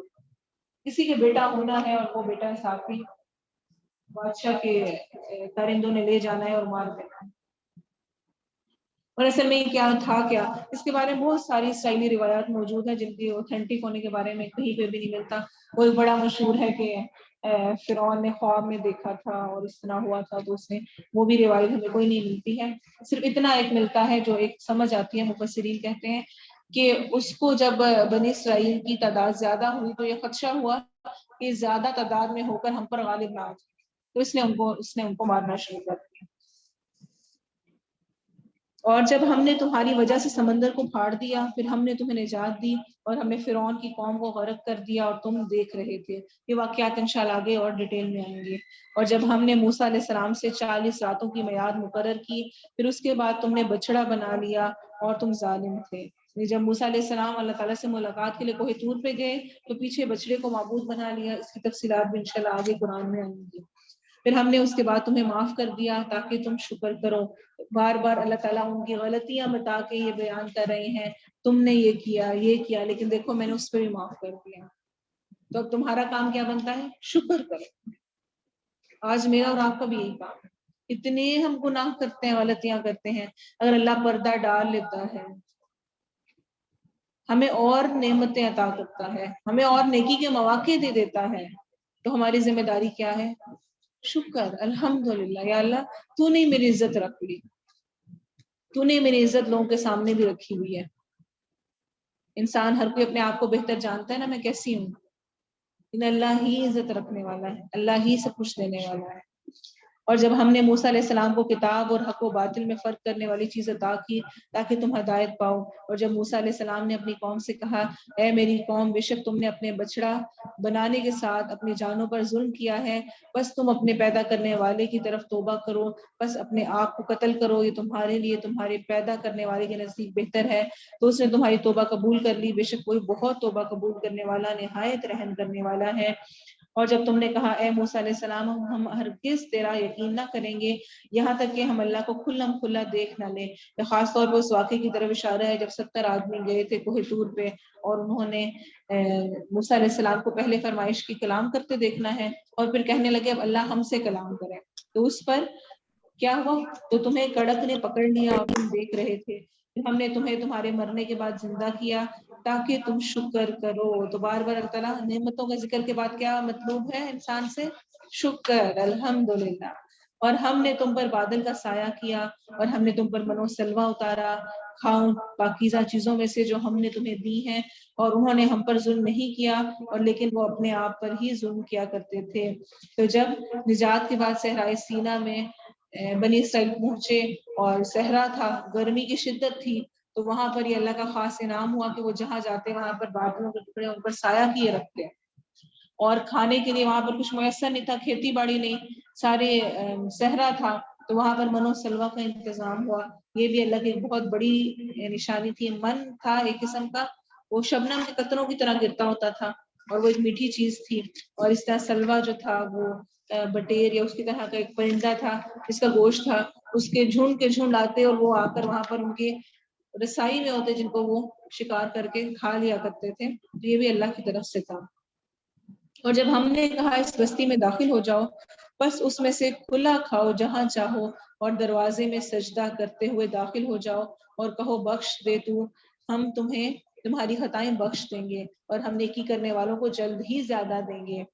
تو جب بھی کوئی نعمت ملے، اب کیا تھا، بستی میں داخل ہو رہے ہیں تو کھاؤ پیو سب کچھ کرو، لیکن اللہ کی طرف سے شرط کیا ہے، دروازے میں سجدہ کرتے ہوئے داخل ہونا اور بخشش مانگنی۔ جب مکہ فتح ہوا، سورہ نصر میں بھی اللہ تعالیٰ نے اپنے نبی سے کیا فرمایا تھا، کیا آتا ہے، کون سے 2 کام کرنے کا حکم دیا تھا، اذا جاء نصر اللہ والفتح وسبح بحمد ربک واستغفر، اللہ کی حمد اور استغفار۔ اسی کے بعد آپ صلی اللہ علیہ وسلم نے اپنے رکوع اور سجدوں میں کون سی دعا شامل کر لی تھی، جب یہ آیات نازل ہوئی سورہ نصر کی، اس کے بعد آپ نے اپنے رکوع اور سجدوں میں سبحانک اللہم ربنا وبحمدک اللہم اغفر لی، اور وہ کیا ہے اصل میں حمد اور استغفار۔ تو جب کوئی نعمت میسر آئے، اللہ کا شکر اور اپنی کمی کا احساس کہ میں اس قابل نہیں تھی، تیری طرف سے ہے، تو نے دیا۔ تو جب وہ بستی میں داخل ہوئے تو ان کو بھی یہ حکم دیا گیا۔ پھر ان لوگوں نے جنہوں نے ظلم کیا بات کو اس کے خلاف بدل دیا جو ان سے کہی گئی تھی، تو ہم نے ان لوگوں پر جنہوں نے ظلم کیا تھا آسمان سے ایک عذاب نازل کیا، اس لیے کہ وہ نافرمانی کرتے تھے۔ کیا بدل دیا، ان کو کہا گیا تھا کیا کہنا ہے، قطوۃ، اور انہوں نے کہا، کچھ روایات میں آتا ہے حبۃ، کہا انہوں نے کہ دانا دانا دنیا، اور کچھ میں آتا ہے حنطۃ، وہی گندم دانے دنیا، انہوں نے وہ مانگی۔ اور رجزن من السماء، آسمان سے عذاب نازل ہوا، اس کے بارے میں حدیث میں آتا ہے صحیح بخاری کی، آپ صلی اللہ علیہ وسلم نے فرمایا طاعون ایک عذاب ہے جو بنی اسرائیل کے گروہ پر یا ان لوگوں پر بھیجا گیا جو تم سے پہلے تھے۔ تو اکثر مفسرین کا یہ خیال ہے کہ اس کی بنا پر ان میں طاعون کا مرض پیدا ہو گیا تھا، اور وجہ کیا تھی، بما کانوا یفسقون، اللہ ظلم کرنے والا نہیں ہے، یاد رکھیں، اللہ تو بار بار ان کو دے رہا تھا نا، بار بار پلٹا، شاید شکر کر لیں، شاید مان جائیں، لیکن آخر میں جب عذاب آیا تو اس کی وجہ کیا بتائی گئی، بما کانوا یفسقون، آیت اینڈ دیکھیں، اس وجہ سے کہ وہ نافرمانی کرتے تھے۔ آیت نمبر 60 اگلے واقعے کا ذکر ہے، اور جب موسیٰ علیہ السلام نے اپنی قوم کے لیے پانی مانگا تو ہم نے کہا اپنی لاٹھی اس پتھر پر مار، تو اس سے 12 چشمے پھوٹ نکلے۔ 12 کیوں نکلے، چونکہ 12 قبائل تھے، اور کہا جاتا ہے ان کا سائز بھی اس کے مطابق تھا، چھوٹے قبیلے تھے ان کے لیے اس کے مطابق چشمہ تھا، بڑوں کے لیے اس کے مطابق، تاکہ لڑائی جھگڑا نہ ہو۔ یہاں پر ہمیں یہ بات بھی سمجھ آتی ہے کہ جب بچوں کو یا کسی میں بھی کچھ تقسیم کیا جائے تو دوسروں کا امتحان نہیں لینا چاہیے، یہ بھی ایک بد نظمی ہے۔ انتظام اچھے کی علامت کیا کہ اس کو ہر کسی کو اس کا حصہ مقرر کر دیا جائے۔ اب اللہ چاہتا تو ایک جگہ پانی نکلتا اور سارے اسے پیتے، اللہ تعالیٰ نے کیوں 12 چشمے جاری کیے، ہر کوئی اس میں سے جا کے دے۔ تو اکثر ہم بچوں کو بھی اپنوں کو ٹیسٹ کر رہے ہوتے ہیں یا دوسروں کو، سارے اکٹھا رکھیں اور ہم امید رکھتے ہیں کہ وہ سارے بڑے انصاف سے برابر برابر کا کھائیں گے، تو کچھ چیزوں میں ہم خود بیوقوفی کر کے رول غلط کر رہے ہوتے ہیں۔ ہمیں خود انتظامی امور میں اس طرح سے سیٹنگ کرنی چاہیے اس میں کم سے کم درجے کی خرابی کا خطرہ۔ بلا شبہ سب لوگوں نے اپنی پینے کی جگہ معلوم کر لی، کھاؤ اور پیو اللہ کے دیے میں سے، اور زمین میں فساد کرتے ہوئے نہ پھرو۔ اور جب تم نے کہا اے موسیٰ علیہ السلام ہم ایک کھانے پر ہرگز صبر نہ کریں گے، کیا کھانا، منو سلوا، ایک کھانا نہیں تھا، لیکن چونکہ روز ملتا تھا اس لیے وہ ایک ہی لگتا تھا، صبح دوپہر شام ایک ہی کھانا۔ سو ہمارے لیے اپنے رب سے دعا کر وہ ہمارے لیے کچھ ایسی چیزیں نکالے جو زمین میں اپنی ترکاری اور اپنی ککڑی اور اپنی گندم اور اپنے مسور اور اپنے پیاز میں سے اگاتی ہے. فرمایا کیا تم وہ چیز جو کمتر ہے اس چیز کے بدلے مانگ رہے ہو جو بہتر ہے؟ کسی شہر میں جاؤ اترو تو یقیناً تمہارے لیے وہ کچھ ہوگا جو تم نے مانگا. یہ تو ہر شہر میں ہر جگہ پہ موجود ہے جو تم مانگ رہے ہو. تمہیں تو اسپیشل دیا گیا تھا. کبھی ہمیں اسپیشل نعمتیں ملی ہوتی ہیں اور ہم ان کی قدر کیے بغیر کہہ ہوتے ہیں فلاں کے پاس وہ جو عام چیزیں ہیں ہم وہ مانگ رہے ہوتے ہیں. تو ویسا ہو تو کتنا اچھا ہو. اور یہ عام ہمارے جو جملہ آج کل کامن ہوتا جا رہا ہے وہ یہ ہے کہ بور ہوتے ہیں. کیا روز کی ایک ہی روٹین؟ بوریت ہو رہی ہے. کچھ ڈفرینٹ ہونا چاہیے. اللہ رحم کرے کچھ ڈفرینٹ کچھ بھی ہو سکتا ہے. لوگوں کی زندگیوں میں کیسے چینجنگز آ رہی ہوتی ہیں, کیسے ایک ہی دن میں ایکسیڈنٹس ہو کے لوگ کہاں سے کہاں پہنچ جاتے ہیں, جابس چھوٹ کے کہاں سے کتنے بڑے بڑے عہدوں سے واپس نیچے آ جاتے ہیں, کہ بیماری ایسی لگ جاتی ہے. تو عام حالات میں اگر عافیت کے ساتھ انسان کا وقت گزر رہا ہے تو یہ پسندیدہ نہیں ہے کہ انسان کہے کہ کیا سب ایک ہی طرح کا سب کچھ, چاہے وہ کھانا پینا ہے چاہے وہ روٹین کے معاملات ہیں. اور ان پر ذلت اور محتاجی مسلط کر دی گئی اور وہ اللہ کی طرف سے بھاری غضب کے ساتھ لوٹے, اس لیے کہ وہ اللہ کی آیات کے ساتھ کفر کرتے اور نبیوں کو حق کے بغیر قتل کرتے تھے. یہ اس لیے کہ انہوں نے نافرمانی کی اور وہ حد سے گزرتے تھے. آیت نمبر 62. بے شک جو لوگ ایمان لائے اور جو یہودی بنے اور نصارہ اور صابی جو بھی اللہ اور یوم آخرت پر ایمان لائے گا اور نیک عمل کرے گا تو ان کے لیے ان کا اجر ان کے رب کے پاس ہے اور ان پر نہ کوئی خوف ہے اور نہ وہ غمگین ہوں گے. اس آیت کو بہت سارے لوگ غلط معنی اس کو دے دیتے ہیں کہ اس کا مطلب ہے چاہے کوئی نصرانی ہے یہودی ہے کوئی بھی ہے وہ ایمان رکھتا ہے تو بس وہ جنت میں جائے گا. نہیں, جو نبیوں پہ ایمان رکھے گا اور ساتھ نبی صلی اللہ علیہ وسلم پر ایمان لائے گا وہ جنت میں جائے گا. اور اس کا ذکر ہمیں احادیث میں ملتا ہے. قرآن کی ایک اور آیت میں بھی آتا ہے وَمَن يَبْتَغِ غَيْرَ الْإِسْلَامِ دِينًا فَلَن يُقْبَلَ مِنْهُ. جو اسلام کے علاوہ کوئی اور دین تلاش کرے گا لے کر آئے گا تو اسے وہ ہرگز قبول نہیں کیا جائے گا. ایک تو یہ بہت کلیئر آیت ہے. دوسرا آپ صلی اللہ علیہ وسلم نے فرمایا, صحیح مسلم کی حدیث ہے, اس ذات کی قسم جس کے ہاتھ میں محمد صلی اللہ علیہ وسلم کی جان ہے, اس امت کا کوئی بھی یہودی یا نصرانی جو میرے بارے میں سن لے پھر وہ مجھ پر ایمان لا لائے تو وہ آگ میں داخل ہوگا. صحابی کہتے ہیں ایک دین سے دوسرے دین کی طرف نکل جانا.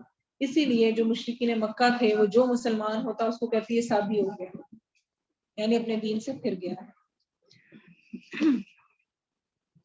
اور جب ہم نے تمہارا پختہ عہد لیا اور تمہارے اوپر پہاڑ کو بلند کیا, پکڑو قوت کے ساتھ جو ہم نے تمہیں دیا ہے اور جو اس میں ہے اسے یاد کرو تاکہ تم بچ جاؤ.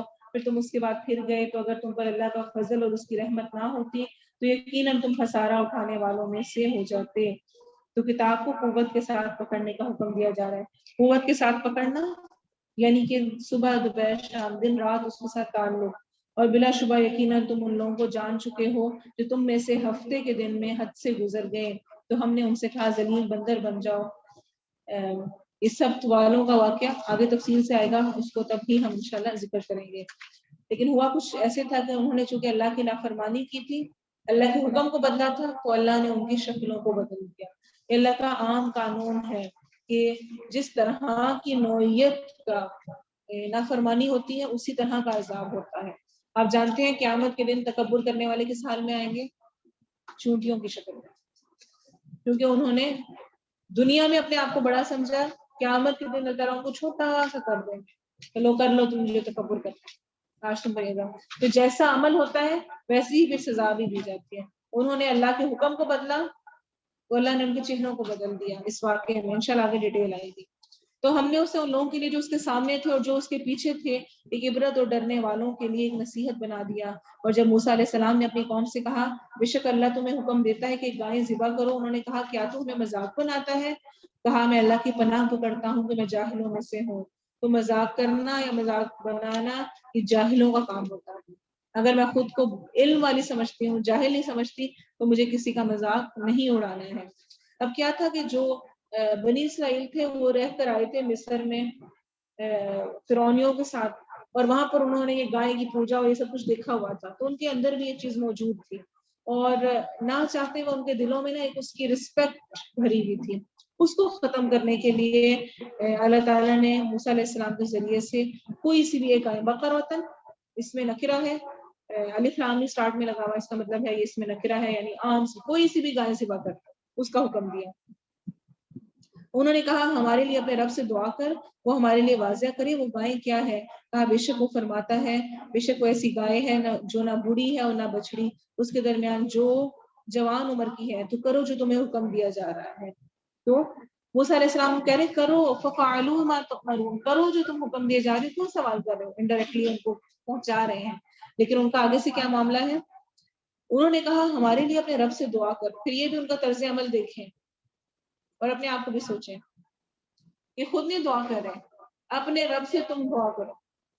اچھا ہم بھی خود دعائیں نہیں کرتے، دوسروں سے کہتے ہیں میرے لیے دعا کرنا۔ آپ کہہ سکتے ہیں دوسرے کو کہ میرے لیے دعا کرنا، اس میں کوئی حرج کی بات نہیں ہے، لیکن یہ جو عام ہمارا جملہ ہے نا، میں تو بہت گناہ گار ہوں، میری کہاں سنی جانی ہے، آپ میرے لیے دعا کریں۔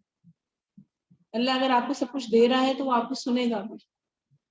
خود جو انسان تڑپ کے مانگ سکتا ہے دل سے، جو جس کے اپنے پیٹ میں درد ہے، جو اس کو بیان کر سکتا ہے، وہ کوئی دوسرا نہیں کر سکتا۔ جو تکلیف مجھے ہے اور جو میرے احساسات ہیں، وہ جو میں اللہ سے کہہ کے دعا مانگ سکتی ہوں، وہ کوئی اور نہیں ویسے کر سکتا۔ ہاں دعا مانگی جا سکتی ہے، کہا بھی جا سکتا ہے، دوسروں کے لیے بھی کرنی چاہیے، فرشتے اس کے بدلے میں ہمارے لیے کرتے ہیں، لیکن یہ تصور رکھنا اور یہ سوچنا کہ تمہارا رب، یعنی تم نیکوکار ہو، تمہارا رب ہے، میرا نہیں ہے، اور تم دعا کرو اور خود نہ کریں، یہ رویہ اچھا نہیں ہے۔ اور بنی اسرائیل کا یہاں پہ یہی رویہ ہے کہ تم اپنے رب سے دعا کرو، وہ ہمارے لیے واضح کرے اس کا رنگ کیسا ہے۔ کہا بے شک وہ فرماتا ہے بلا شبہ وہ گائے زرد رنگ کی ہے، اس کا رنگ خوب گہرا ہے، دیکھنے والوں کو خوش کرتی ہے۔ انہوں نے کہا ہمارے لیے اپنے رب سے دعا کر، وہ ہمارے لیے واضح کرے وہ گائیں کیا ہے۔ بے شک گائیں ہم پر ایک دوسرے کے مشابہ ہو گئی ہیں، اور یقیناً ہم اگر اللہ نے چاہا تو مقصد کو پہنچنے ہی والے ہیں۔ جب کوئی کام نہ کرنا ہو تو ہزار بہانے۔ وہ بچے نے اٹھ کے کہا لو پانی لا دو، اچھا کہاں سے لاؤں، کون سے گلاس میں لاؤں، ابھی لا کے دوں۔ یہ جو کام کرنے کا ارادہ نہ، اس کو ہزار سال پوچھتے ہیں، ماں کہ یہ بنانا ہے، اچھا کیسے بنانا ہے، کیا بنانا ہے، اچھا کہاں پڑا ہوا ہے، کتنا ڈالنا ہے، کیا کرنا ہے۔ تو جو سوالوں کی کثرت ہے وہ اس بات کی علامت ہوتی ہے کہ ہم وہ کام کرنا نہیں چاہ رہے، لیکن وہ کرنے کے بعد ہم خود ہی پھنس بھی جاتے ہیں زیادہ۔ یہاں پہ بنی اسرائیل کا یہی معاملہ ہوا، سمپل تھا ایک گائے ذبح کرو کر دیتے، سوال پہ سوال کر کے انہوں نے اسپیسیفک کروا لی، اور ان کے لیے اس کو ڈھونڈنا اتنا ہی مشکل ہو گیا۔ کہا بے شک وہ فرماتا ہے کہ بے شک وہ ایسی گائیں ہیں نہ جوتی ہوئی ہے کہ زمین میں ہل چلاتی ہو، اور نہ کھیتی کو پانی دیتی ہے، صحیح سالم ہے، اس میں کسی اور رنگ کا نشان نہیں۔ انہوں نے کہا اب تو صحیح بات لایا، بس انہوں نے اسے ذبح کیا اور وہ قریب نہ تھا کہ وہ اس کو کرتے۔ اور اس طرح روایت میں آتا ہے کہ انہوں نے انشاءاللہ کہا تھا، جس کی وجہ سے ان کو کرنے کی توفیق مل گئی۔ اور جب تم نے ایک شخص کو قتل کر دیا، پھر تم نے اس کے بارے میں جھگڑا کیا، اور اللہ اس بات کو نکالنے والا تھا جو تم چھپا رہے تھے۔ تو بنی اسرائیل کے ایک شخص نے دوسرے کو قتل کر دیا، اور پتہ نہیں چل رہا تھا کس نے مارا ہے، قبائل کی آپس میں لڑائی جھگڑے کا مسئلہ پیش آنے والا تھا کہ اللہ نے حکم دیا موسیٰ علیہ السلام کو کہ جو گائے ذبح کی ہے اس کے ٹکڑے کو، جو مردہ ہے اس پہ مارو، اور مردہ اٹھا، اس نے اپنے قاتل کا نام بتا دیا، تو یہ بھی ایک بہت بڑی نشانی تھی۔ تو ہم نے کہا اس پر اس کا کوئی ٹکڑا مارو، اس طرح اللہ مردوں کو زندہ کرتا اور تمہیں اپنی نشانیاں دکھاتا ہے تاکہ تم سمجھو۔ تو اللہ کے نزدیک سب کو زندہ کر کے اٹھا دینا، ایک کو اٹھائے سب کو زندہ کر کے اٹھا دینا بھی کوئی مشکل کام نہیں۔ اسی لیے سورہ لقمان میں آتا ہے ما خلقکم ولا بعثکم الا کنفس واحدہ، تمہیں نہیں ہے تمہارا پیدا کرنا اور نہ تمہارا اٹھانا مگر ایک جان کی طرح۔ اللہ کے لیے کوئی مشکل نہیں، جیسا ایک جان کو اٹھانا اور موت دینا ہے، ویسے ہی سب کو بھی دینا ہے۔ پھر اس کے بعد تمہارے دل سخت ہو گئے، وہ پتھروں جیسے ہیں، سختی میں ان سے بھی بڑھ کر ہیں، اور بے شک پتھروں میں سے کچھ یقیناً وہ ہیں جن سے نہریں پھوٹ نکلتی ہیں، اور بے شک ان میں سے کچھ یقیناً وہ ہیں جو پھٹ جاتے ہیں، بس ان سے پانی نکلتا ہے، اور بے شک ان میں سے کچھ یقیناً وہ ہیں جو اللہ کے ڈر سے گر پڑتے ہیں، اور اللہ اس سے ہرگز غافل نہیں جو تم کر رہے ہو۔ تو اللہ کے ڈر سے جو یہ نہروں کا پھوٹ نکلنا ہے اور پانی کا نکلنا ہے اور پتھروں کا گر جانا ہے، یہ سب اللہ کے خوف کی وجہ سے ہو رہا ہے۔ ہمیں لگ رہا ہوتا ہے چاہے نیچرل ہے، یہ ویسے ہی ہو رہا ہے۔ اسی اللہ تعالیٰ قرآن مجید میں فرماتے ہیں سورہ اسراء میں وَإِن مِّن شَيْءٍ إِلَّا يُسَبِّحُ بِحَمْدِهِ وَلَٰكِن لَّا تَفْقَهُونَ تَسْبِيحَهُمْ، اور کوئی بھی چیز نہیں مگر اس کی حمد کے ساتھ تسبیح کرتی ہے، اور لیکن تم ان کی تصویر کو نہیں سمجھتے. تو کائنات کی ہر چیز تصویر کر رہی ہے. اور آپ صلی اللہ علیہ وسلم نے فرمایا احد ایک ایسا پہاڑ ہے جو ہم سے محبت کرتا ہے اور ہم اس سے محبت کرتے ہیں. حالانکہ ایک پہاڑ ہے، پتھر ہے، لیکن اس کے بھی فیلنگس کا بتایا گیا. پھر آپ صلی اللہ علیہ وسلم نے ایک فرمایا میں مکے میں ایک پتھر کو جانتا ہوں جو میری نبوت سے پہلے مجھے سلام کیا کرتا ہوں. اور اسی طرح کھجور کے تنے کا واقعہ بھی آپ کو یاد ہوگا کہ وہ جب آپ ممبر پہ کھڑے ہوئے اور جس پر آپ کھڑے ہو کے کرتے تھے وہ رونے لگ گیا. تو یہ بھی احساسات رکھتے ہیں. جو چیزیں ہمارے ارد گرد ہیں یہ سب ہمارے آثار ہیں. کل قیامت کے دن یہ زمین جس پر بیٹھ کر ہم پڑھ رہے ہیں نا یہ ہمارے حق میں گواہی دی. میرے اوپر بیٹھ کے اس شخص نے یہ قرآن پڑھا تھا، سیکھا تھا، سمجھا تھا، کوشش کی، اور یہی زمین میرے خلاف بھی گواہی دی. میرے اوپر اس نے فلاں گناہ کیا. تو کیا تم امید رکھتے ہو کہ وہ تمہارے لیے ایمان لے آئیں گے؟ حالانکہ یقیناً ان میں سے کچھ لوگ ہمیشہ ایسے چلے آئے ہیں جو اللہ کا کلام سنتے ہیں پھر اسے بدل ڈالتے ہیں، اس کے بعد بھی اسے سمجھ چکے ہوتے ہیں اور وہ جانتے ہیں. اور جب وہ ان لوگوں سے ملتے ہیں جو ایمان لائے تو کہتے ہیں ہم ایمان لے آئے. اور جب ان میں سے بعض کی طرف اکیلے ہوتے ہیں تو کہتے ہیں کیا تم انہیں وہ باتیں بتاتے ہیں جو اللہ نے تم پر کھولی ہیں تاکہ وہ ان کے ساتھ تمہارے رب کے پاس تم سے جھگڑا کریں. تو کیا تم نہیں سمجھتے اور کیا وہ نہیں جانتے کہ بے شک اللہ جانتا ہے جو وہ چھپاتے ہیں اور جو ظاہر کرتے ہیں. دوسروں کے سامنے ایسے شو کرنا کہ گویا ہمیں پتہ ہی نہیں اللہ کہہ رہے ہیں ان کے سامنے تو کر رہے ہو. تو کیا تم یہ نہیں جانتے کہ اللہ ہر ایک چیز کو جاننے والا ہے؟ اور اصل میں تھا کیا کہ مدینہ میں جو یہود آباد تھے اور جو مشرکین مکہ جو وہاں پر رہنے والے مسلمان تھے جب وہ یہود سے جا کر پوچھتے کہ کیا تمہاری کتابوں میں ایسا کچھ لکھا ہوا ہے تو جو ان کے عوام میں جو لوگ تھے وہ کہتے کہ ہاں کچھ اس طرح کا نبی کے آنے کے بارے میں ذکر تو موجود ہے. جب اکیلے ہوتے تو ان کے ساتھی کہتے تم نے ان کو کیوں بتایا کہ ذکر موجود ہے ہماری کتاب میں نبی کا؟ پھر وہ قیامت کے دن جھگڑا کریں گے، وہ کہیں گے ان کو پتا تھا. تو اللہ کہہ رہے ہیں، اللہ تعالیٰ فرما رہے ہیں کہ تمہارے لیے خیال ہے اللہ کو نہیں پتا کہ تم اس وقت یہ سب کچھ ڈرامہ کر رہے ہو، ایسے بول رہے ہو.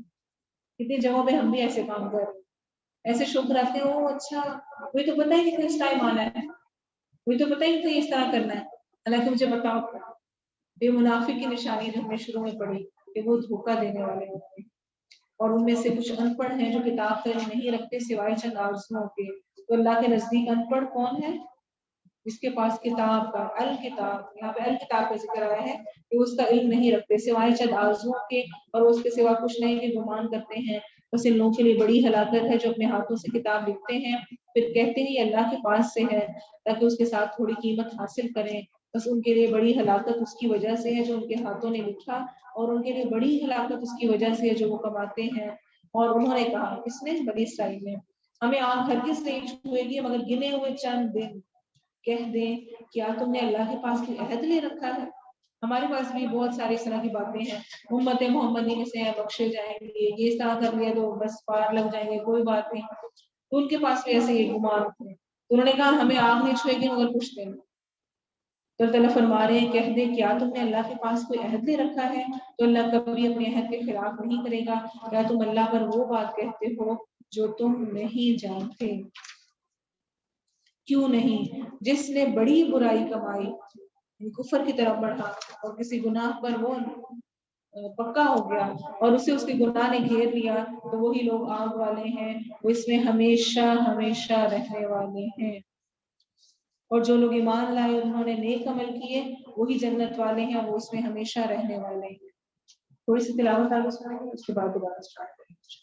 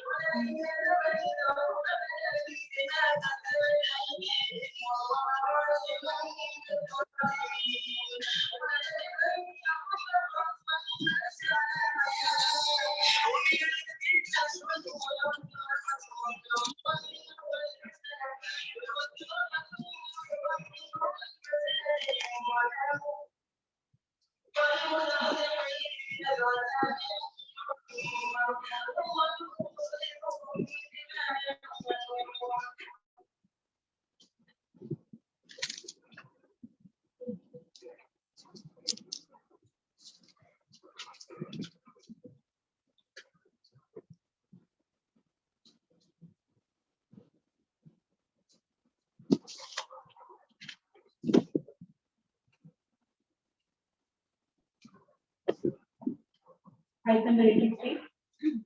اور جب ہم نے بنی اسرائیل سے پوچھا ہے دنیا کہ تم اللہ کے سوا کسی کی عبادت نہ کرو گے اور ماں باپ اور قرابت والے اور یتیموں اور مسکینوں سے احسان کرو گے اور لوگوں سے اچھی بات کہو اور نماز قائم کرو اور زکوٰۃ دو، تم پھر گئے مگر تم میں سے تھوڑے اور تم منہ پھیرنے والے تھے۔ لا تعبدون الا اللہ، پہلا وعدہ یہ دیا گیا، عبادت نہیں مگر صرف اور صرف اللہ کے لیے۔ یاد رکھیں عبادت کی 4 قسمیں ہیں، 4 طرح کی عبادت ہوتی ہے۔ ایک بدنی عبادت جو بدن سے کی جاتی ہے، جیسے ہم رکوع، سجدہ، طواف یہ سب کچھ کر رہے ہوتے ہیں۔ پھر مالی عبادت، صدقہ، خیرات، زکوٰۃ یہ سب ادا کرنا۔ پھر لسانی عبادت، لسان یعنی زبان سے جو ہم ذکر اذکار کر رہے ہوتے ہیں۔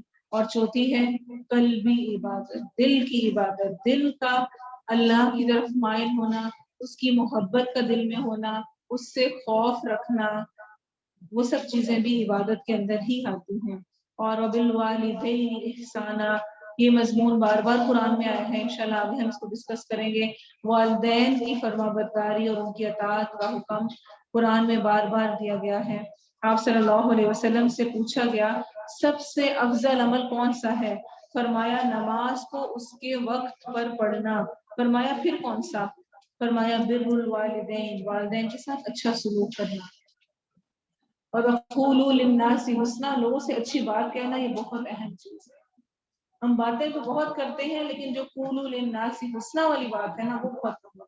اچھا احسان والی بات، خوبصورت بات۔ آپ صلی اللہ علیہ وسلم نے فرمایا کسی نیکی کو حقیر نہ سمجھو، چھوٹا نہ سمجھو۔ اگر تم کچھ اور نہ کر سکو تو کم از کم اپنے بھائی سے کھلے چہرے کے ساتھ ملو۔ ویسے تو اچھی بات کہو، لیکن اگر کچھ اچھی بات بھی نہیں کہنی آ رہی تو کیا کر لو؟ صرف مسکرا کے ہی مل لو۔ تو یہ بھی قولوا للناس حسنا کے اندر، اچھا کہنا کے اندر آتا ہے۔ اور ابن کثیر رحمہ اللہ نے اس کے بارے میں فرمایا ہے قولوا للناس حسنا کا کہ قول حسن یہ ہے کہ نیکی کا حکم دو، برائی سے منع کرے، بردباری اور رفع و درگزر سے کام لے، اور جیسا کہ اللہ نے فرمایا ہے کہ لوگوں سے اچھی بات کرے، اور ہر وہ اچھی عادت ہے جسے اللہ تعالیٰ پسند فرماتا ہے۔ تو یہ سارا قولوا للناس حسنا میں آتا ہے۔ اور جب ہم نے تم سے پختہ عہد لیا کہ تم اپنے خون نہیں بہاؤ گے اور نہ اپنے آپ کو اپنے گھروں سے نکالو گے، پھر تم نے اقرار کیا اور تم خود شہادت دیتے ہو، پھر تم ہی وہ لوگ ہو کہ اپنے آپ کو قتل کرتے ہو اور اپنے میں سے ایک گروہ کو ان کے گروہوں سے نکالتے ہو، اور اپنے میں سے ایک گروہ کو ان کے گھروں سے نکالتے ہو، ان کے خلاف ایک دوسرے کی مدد گناہ اور زیادتی کے ساتھ کرتے ہو، اور اگر وہ قیدی ہو کر تمہارے پاس آئیں تو ان کا فدیہ دیتے ہو، حالانکہ اصل یہ ہے کہ ان کا نکالنا تم پر حرام ہے۔ تو اصل میں بنی اسرائیل جو یہود کے قبائل تھے مدینہ میں، وہ 3 موجود تھے، بنو قینقاع، بنو نذیر اور بنو قریظہ۔ اور مدینہ کے اندر ہی اوس اور خزرج بھی موجود تھے۔ ہم نے بچپن سے پڑھا ہوا ہے اوس اور خزرج کے بارے میں، اور وہ جو میثاق مدینہ کا اور سارا کچھ اس میں اوس و خزرج کا ذکر ہے۔ اب کیا تھا کہ اوس و خزرج کے درمیان لڑائی تھی۔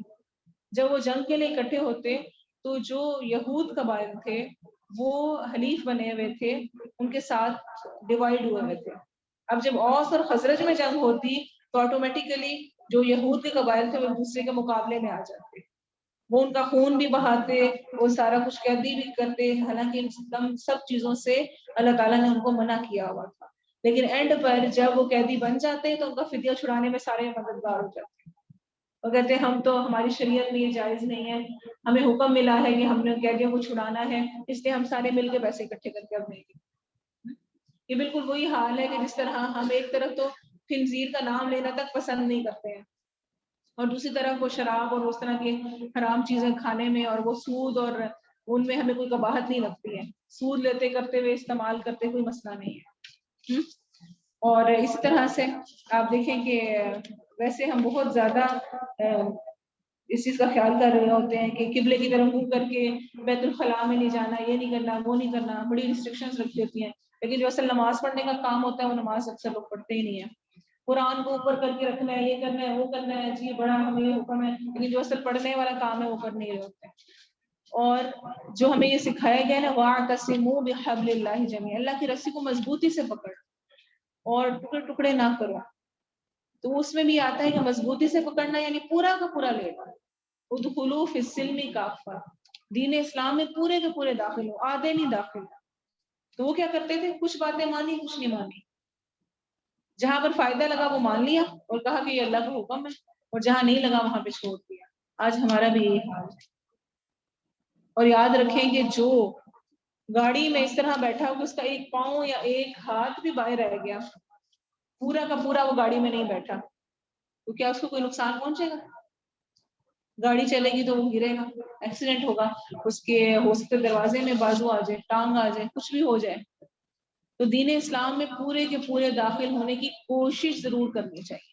جو پتا چلے یہ نہیں سوچنا چاہیے کہ نہیں میرے لیے نہیں ہے، یہ میرے تو حالات ایسے نہیں ہیں، میں تو ایسی جگہ پر موجود ہوں، ایسے ملک میں ہوں، یا ایسے لوگوں میں ہوں، یا میرا سسرال ایسا ہے، یا میرا شوہر ایسا ہے، یا یہ حالات ہیں. کوشش کریں پورا کا پورا خود کو داخل کرنے کی اپنی استطاعت کے مطابق. تو انہوں نے کیا کیا؟ کچھ باتوں کو مانا کچھ کو نہیں. اسی اللہ تعالیٰ فرما رہے ہیں فَتُؤْمِنُونَ بِبَعْضِ الْكِتَابِ وَتَكْفُرُونَ بِبَعْضٍ، پھر کیا تم کتاب کے بعض پر ایمان لاتے ہو اور بعض کے ساتھ کفر کرتے ہو؟ کوئی شخص کی جزا جو تم میں سے یہ کرے اس کے سوا کیا ہے کہ دنیا کی زندگی میں رسوائی اور قیامت کے دن وہ سخت ترین عذاب کی طرف لوٹائے جائیں گے، اور اللہ ہرگز اس سے غافل نہیں جو تم کرتے ہو. دنیا کی زندگی میں رسوائی کیا ہوئی تھی ان کے ساتھ کہ وہ پھر بعد میں یہود کے تینوں قبائل مدینہ سے دربدر کر دیے گئے تھے. یہی لوگ ہیں جنہوں نے دنیا کی زندگی آخرت کے بدلے خریدی، سو نہ ان سے عذاب ہلکا کیا جائے گا اور نہ ہی ان کی مدد کی جائے گی. اور بلا شبہ یقیناً ہم نے موسیٰ علیہ السلام کو کتاب دی اور اس کے بعد پے در پہ بہت سے رسول بھیجے، اور ہم نے مریم کے بیٹے عیسیٰ علیہ السلام کو واضح نشانیاں دی اور اسے پاک روح کے ساتھ قوت بخشی.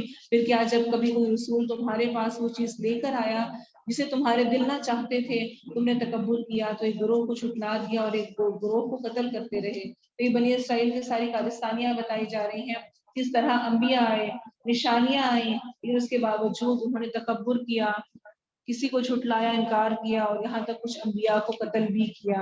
اور انہوں نے کہا ہمارے دل غلاف میں ہیں، وقالوا قلوبنا غلف، ہمارے دل غلاف میں محفوظ ہیں، بلکہ اللہ نے اپنے کفر کی وجہ سے ان پر لعنت کر دی، بس وہ بہت کم ایمان لانے والے ہیں. لعنت کا مطلب ہوتا ہے اللہ کی رحمت سے دوری. اور جو ان کا یہ کہنا تھا کہ ہمارے دل غلاف میں ہیں، اس سے اصل میں ان کی دو مراد، مفسرین نے اس کو دو طرح سے بیان کیا ہے. ایک تو یہ یعنی ہمارے دل محفوظ ہے، پروٹیکٹڈ ہے، ان پر تمہاری باتوں کا کوئی اثر نہیں ہوگا، اس لیے کچھ بتانے کی ضرورت نہیں ہے، وہ پورے کے پورے ہمارے محفوظ اس میں قبر میں گئے ہوئے ہیں. اور اسی لیے سورہ حمیم سجدہ میں بھی آتا ہے وَقَالُوا قُلُوبُنَا فِي أَكِنَّةٍ مِّمَّا تَدْعُونَا إِلَيْهِ، اور انہوں نے کہا ہمارے دل اس بات سے پردوں میں ہے جس کی طرف تو ہمیں بلاتا ہے. اور کچھ نے کہا اس سے مراد یہ ہے ان کے اس قول سے کہ ہمارے دل پردے میں ہے یا غلف میں ہے کہ ہمارے دل علم اور حکمت کے ساتھ بھرے ہوئے ہیں، کورڈ ہے، سب کچھ ان کے اندر گیا ہوا ہے، علم حکمت. تو تمہیں بتانے کی ضرورت نہیں ہے، ہمیں کسی اور علم کی ضرورت نہیں ہے، گنجائش نہیں ہے اس کی. تو اللہ کیا فرما رہے ہیں ایسے لوگوں پر اللہ کی لعنت ہے. اور جب ان کے پاس اللہ کے ہاتھ سے کتاب آئی تو اس کی تصدیق کرنے والی ہے جو ان کے پاس ہے، حالانکہ وہ اس سے پہلے ان لوگوں پر فتح طلب کیا کرتے تھے جنہوں نے کفر کیا. پھر جب ان کے پاس وہ چیز آ گئی جسے انہوں نے پہچان لیا تو انہوں نے اس کے ساتھ کفر کیا، بس کافروں پر اللہ کی لعنت ہے.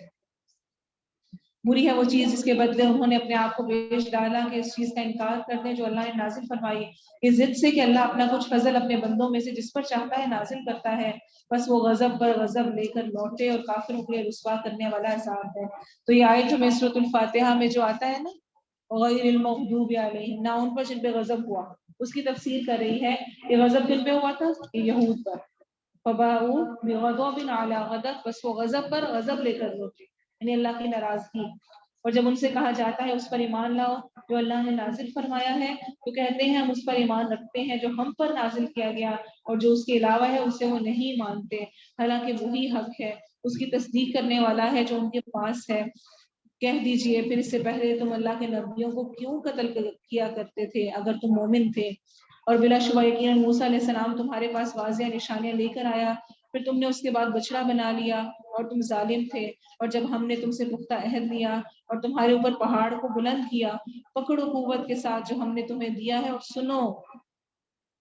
تو کیا ہوا جب وہ نہیں مان رہے تھے تو روایات میں آتا ہے کہ ان کے اوپر طور کو بلند کیا گیا، پہاڑ کو بلند کیا گیا اور ان سے کہا کہ مانو اس کو. پھر انہوں نے کہا ہم نے سنا اور نہیں مانا، سمعنا وعصینا. اور ان کے کفر کی وجہ سے ان کے دلوں میں اس بچڑے کی محبت پلا دی گئی، اشربو، اتنی شدید کہ ان کی رگ رگ میں اس کی محبت بس گئی. کہہ دیجئے بری ہے وہ چیز جس کا حکم تمہیں تمہارا ایمان دیتا ہے اگر تم مومن ہو. کہہ دیجئے اگر آخرت کا گھر اللہ کے ہاں سب لوگوں کو چھوڑ کر خاص تمہارے ہی لیے ہے تو موت کی آرزو کرو. آج ہم بھی سمجھتے ہیں نا میں بڑی نیک بڑی اچھی، اچھی بات ہے، مرنا چاہیے پہنچے جنت میں، وہاں آ کے ہم ساری موت سے تو موت کی آرزو کرو اگر تم سچے ہو. اور وہ ہرگز اس کی آرزو کبھی نہیں کریں گے، اس کی وجہ سے آپ نے آگے بھیجا اور اللہ ظالموں کو خوب جاننے والا ہے. وہ جانتے ہیں اس لیے وہ کبھی موت کی آرزو نہیں کریں گے. اور بلا شبہ یقیناً تو انہیں سب لوگوں سے زیادہ کسی بھی طرح زندہ رہنے پر حریص پائے گا. یعنی سب سے زیادہ وہ زندہ رہنے کے حریص ہیں، لالچی ہیں. اور ان سے بھی جنہوں نے شرک کیا ان کا ہر ایک چاہتا ہے کاش اسے 1000 سال عمر دی جائے، حالانکہ اسے عذاب سے بچانے والا نہیں، اسے لمبی عمر دی جائے. اور اللہ خوب دیکھنے والا ہے جو کچھ وہ کر رہے ہیں. تو ہمیں بھی یہ سمجھنے کی ضرورت ہے زندگی جتنی بھی مل جائے، اتنی لمبی ہو جائے، آخر کار جانا اللہ کے پاس ہی ہے. کہہ دیجئے جو کوئی جبرائیل کا دشمن ہو تو بے شک اس نے اسے تیرے دل پر اللہ کے حکم سے اتارا ہے.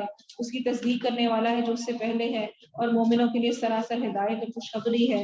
جو کوئی اللہ اور اس کے فرشتوں اور اس کے رسولوں اور جبرائیل اور میکائیل کا دشمن ہو تو بے شک اللہ سب کافروں کا دشمن ہے. صحیح بخاری میں آتا ہے کہ عبداللہ بن سلام رضی اللہ عنہ نے آپ سے 3 سوال پوچھے تھے. آپ نے فرمایا مجھے ابھی جبرائیل علیہ السلام نے ان کے جواب بتائے ہیں. تو وہ کہنے لگے وہ تو فرشتوں میں سے یہود کا دشمن ہے. یہود جبرائیل علیہ السلام کو اپنا دشمن قرار دیتے تھے. کیوں؟ کیونکہ وہ عذاب لے کر آتے. اور اس لیے بھی کہ وہ جو وہی ہے وہ بنو اسماعیل کے پاس لے گئے بنو اسرائیل سے. اس کی ڈیٹیل بھی ہم آگے انشاءاللہ دیکھیں گے. اس پر نبی صلی اللہ علیہ وسلم نے یہ آیت پڑھی.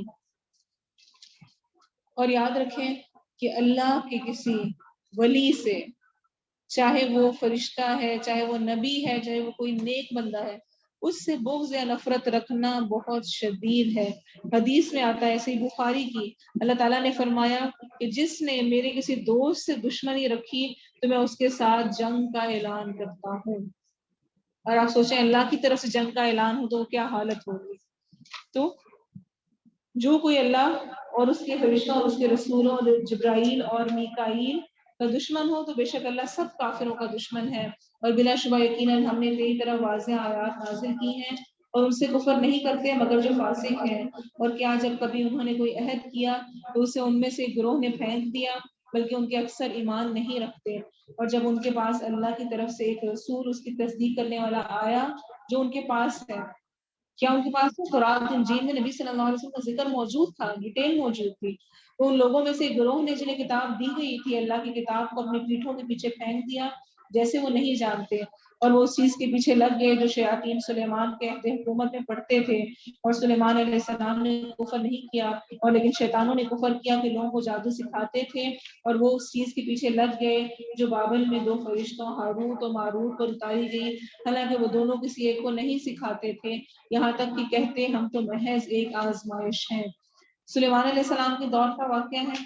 سلیمان علیہ السلام کو جو کچھ جادو کے اعتبار سے چیزیں ملی وہ ان کے پاس معجزات تھے، لیکن اس پر بھی اعتراض کیا گیا کہ وہ گویا جادو کرنے والے ہیں، تو اس کا یہاں پہ رد دیا جا رہا ہے اور بتایا جا رہا ہے کہ جو ہاروت و ماروت فرشتے اترے تھے وہ اصل میں آزمائش کے لیے اترے تھے. اور وہ پہلے سکھانے والے کو بتاتے کہ ہم آزمائش ہیں، یہ نہ کرو ایسا، لیکن لوگوں نے بہت زیادہ جادو سیکھا.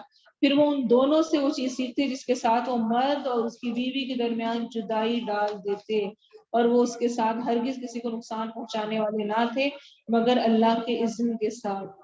تو اللہ کا حکم شامل ہوتا ہے آزمائش کے لیے، اور وہ ایسی چیز سیکھتے تھے جو انہیں نقصان پہنچاتی تھی اور انہیں فائدہ نہ دیتی تھی، حالانکہ بلا شبہ یقیناً وہ جان چکے تھے کہ جس نے اسے خریدا آخرت میں اس کا کوئی حصہ نہیں، اور بے شک بری ہے وہ چیز جس کے بدلے انہوں نے اپنے آپ کو بیچ ڈالا.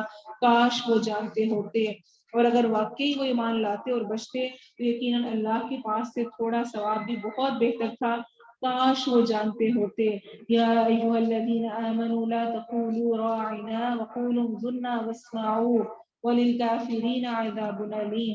اے لوگوں جو ایمان لائے ہو، تم راعنا مت کہو اور انظرنا کہو اور سنو، اور کافروں کے لیے دردناک عذاب ہے. اصل میں ہوتا یہ تھا کہ جب نبی صلی اللہ علیہ وسلم کو متوجہ کرنے کے لیے صحابہ کرام کچھ کہنا چاہتے تو وہ کہتے راعنا، یعنی ہماری طرف متوجہ ہوں، دیکھیں، رعایت کریں.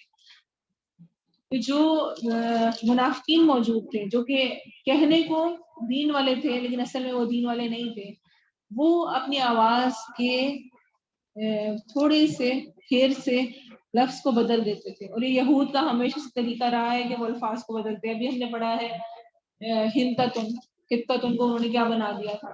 ایسے ہی انہوں نے یہاں پر بھی اس کو رعینہ کہتے ہیں. جو رعینہ ہے وہ اصل میں ہوتا ہے رعینہ، چرواہے کے لیے.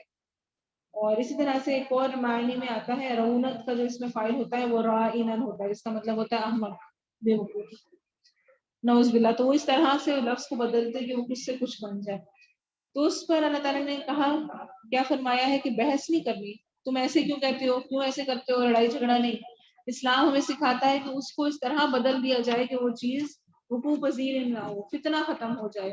تو انہیں کیا سکھایا گیا مسلمانوں کو کہ تم نے راعنا کی بجائے انظرنا کہنا ہے. تو مسلمانوں کو ان کے اعمال کے علاوہ ان کے الفاظ میں، ان کے اقوال میں بھی دوسری قوموں کی مشابہت سے منع کیا گیا ہے. آپ صلی اللہ علیہ وسلم نے فرمایا جو شخص کسی قوم کی مشابہت اختیار کرے وہ انہی میں سے ہے. اور آپ شاید وہ روایت بھی جانتے ہو جس میں یہود آپ کے پاس آئے تھے، انہوں نے السلام علیکم کی بجائے السلام علیکم کہا تھا، جس کا مطلب ہوتا ہے موت ہو تم پر. تو یہ سلام کرنے میں بھی بہت خیال کرنا چاہیے. السلام علیکم ہوتا ہے، السلام علیکم، سلام اور اس طرح کے ورڈز یوز نہیں کرنے چاہیے. السلام کا مطلب موت ہوتا ہے. ویسے ہی تو ہم آج ماڈرن سٹائل میں بولتے ہوئے السلام علیکم کو السلام کر کے بول دیتے ہیں، شارٹ فارم کرنے کی کوشش کرتے ہیں تو میننگ ہی بدل دیتے ہیں. پہلے کتاب میں سے جن لوگوں نے کفر کیا نہ وہ پسند کرتے ہیں اور نہ مشرکین کہ تم پر تمہاری رب کی طرف سے کوئی بھلائی اتاری جائے، اور اللہ اپنی رحمت کے ساتھ جسے چاہتا ہے خاص کر لیتا ہے، اور اللہ بہت بڑے فضل والا ہے. جو بھی آیت ہم منسوخ کرتے ہیں یا اسے بھلا دیتے ہیں اسے بہتر یا اس جیسی اور لے آتے ہیں. کیا تو نے نہیں جانا کہ چیز پر پوری طرح قادر ہے. اس آیت میں ناسخ و منسوخ کا حکم بتایا جا رہا ہے. یہ ایک علم ہے، قرآن کا بہت ضروری علم ہے. نسخ کا مطلب ہوتا ہے بعد میں آنے والے حکم کے ساتھ پہلے والے حکم کو ختم کر دینا. جیسے پہلے بیت المقدس قبلہ مقرر تھا، پھر بیت اللہ ہو گیا، ایسے ہی ہماری شریعتوں میں سے پہلی شریعتوں کے بہت سے احکام منسوخ کر دیے گئے ہیں. اور اس کی مختلف قسمیں ہوتی ہیں. قرآن کی آیت ہی قرآن کی کسی آیت کو منسوخ کر دیتی ہے، کبھی کوئی حدیث آیت کر دیتی ہے، کبھی آیت کسی حدیث کو منسوخ کر دیتی ہے. اور یہ بہت اہم علم ہے. اس کے بارے میں لوگوں نے بہت اعتراضات کیے. اس کو انشاءاللہ تھوڑا سا ہم اگلی کل کی کلاس شروع کرنے سے پہلے دیکھیں گے کہ کیا ہے اس ٹاپک پہ تھوڑی سی بات کریں گے. کیا تو نے نہیں جانا کہ اللہ ہی ہے جس کے لیے آسمان اور زمین کی بادشاہی ہے، اور اللہ کے سوا تمہارا نہ کوئی دوست ہے اور نہ کوئی مددگار. یا تم ارادہ رکھتے ہو کہ اپنے رسول سے سوال کرو جس طرح اس سے پہلے موسیٰ علیہ السلام سے سوال کیے گئے، اور جو کوئی ایمان کے بدلے کفر کو لے لے تو بے شک وہ سیدھے راستے سے بھٹک گیا. بہت سے اہل کتاب چاہتے ہیں کاش وہ تمہیں تمہارے ایمان کے بعد پھر کافر بنا دیں اپنے دلوں کے حسد کی وجہ سے، اس کے بعد کہ ان کے لیے حق خوب واضح ہو چکا. سو تم معاف کرو اور درگزر کرو. تو کوئی کچھ بھی کر رہا ہے، میرے لیے حکم ہے فاعفو واسفحوا. فاعفو واسفحوا اس طرح سے معاف کرنا ہوتا ہے کہ جس کے ایسی معافی کہ دوسرے کو احساس بھی نہ ہو. ہم تو معاف کرتے ہیں نا احسان جتا کے.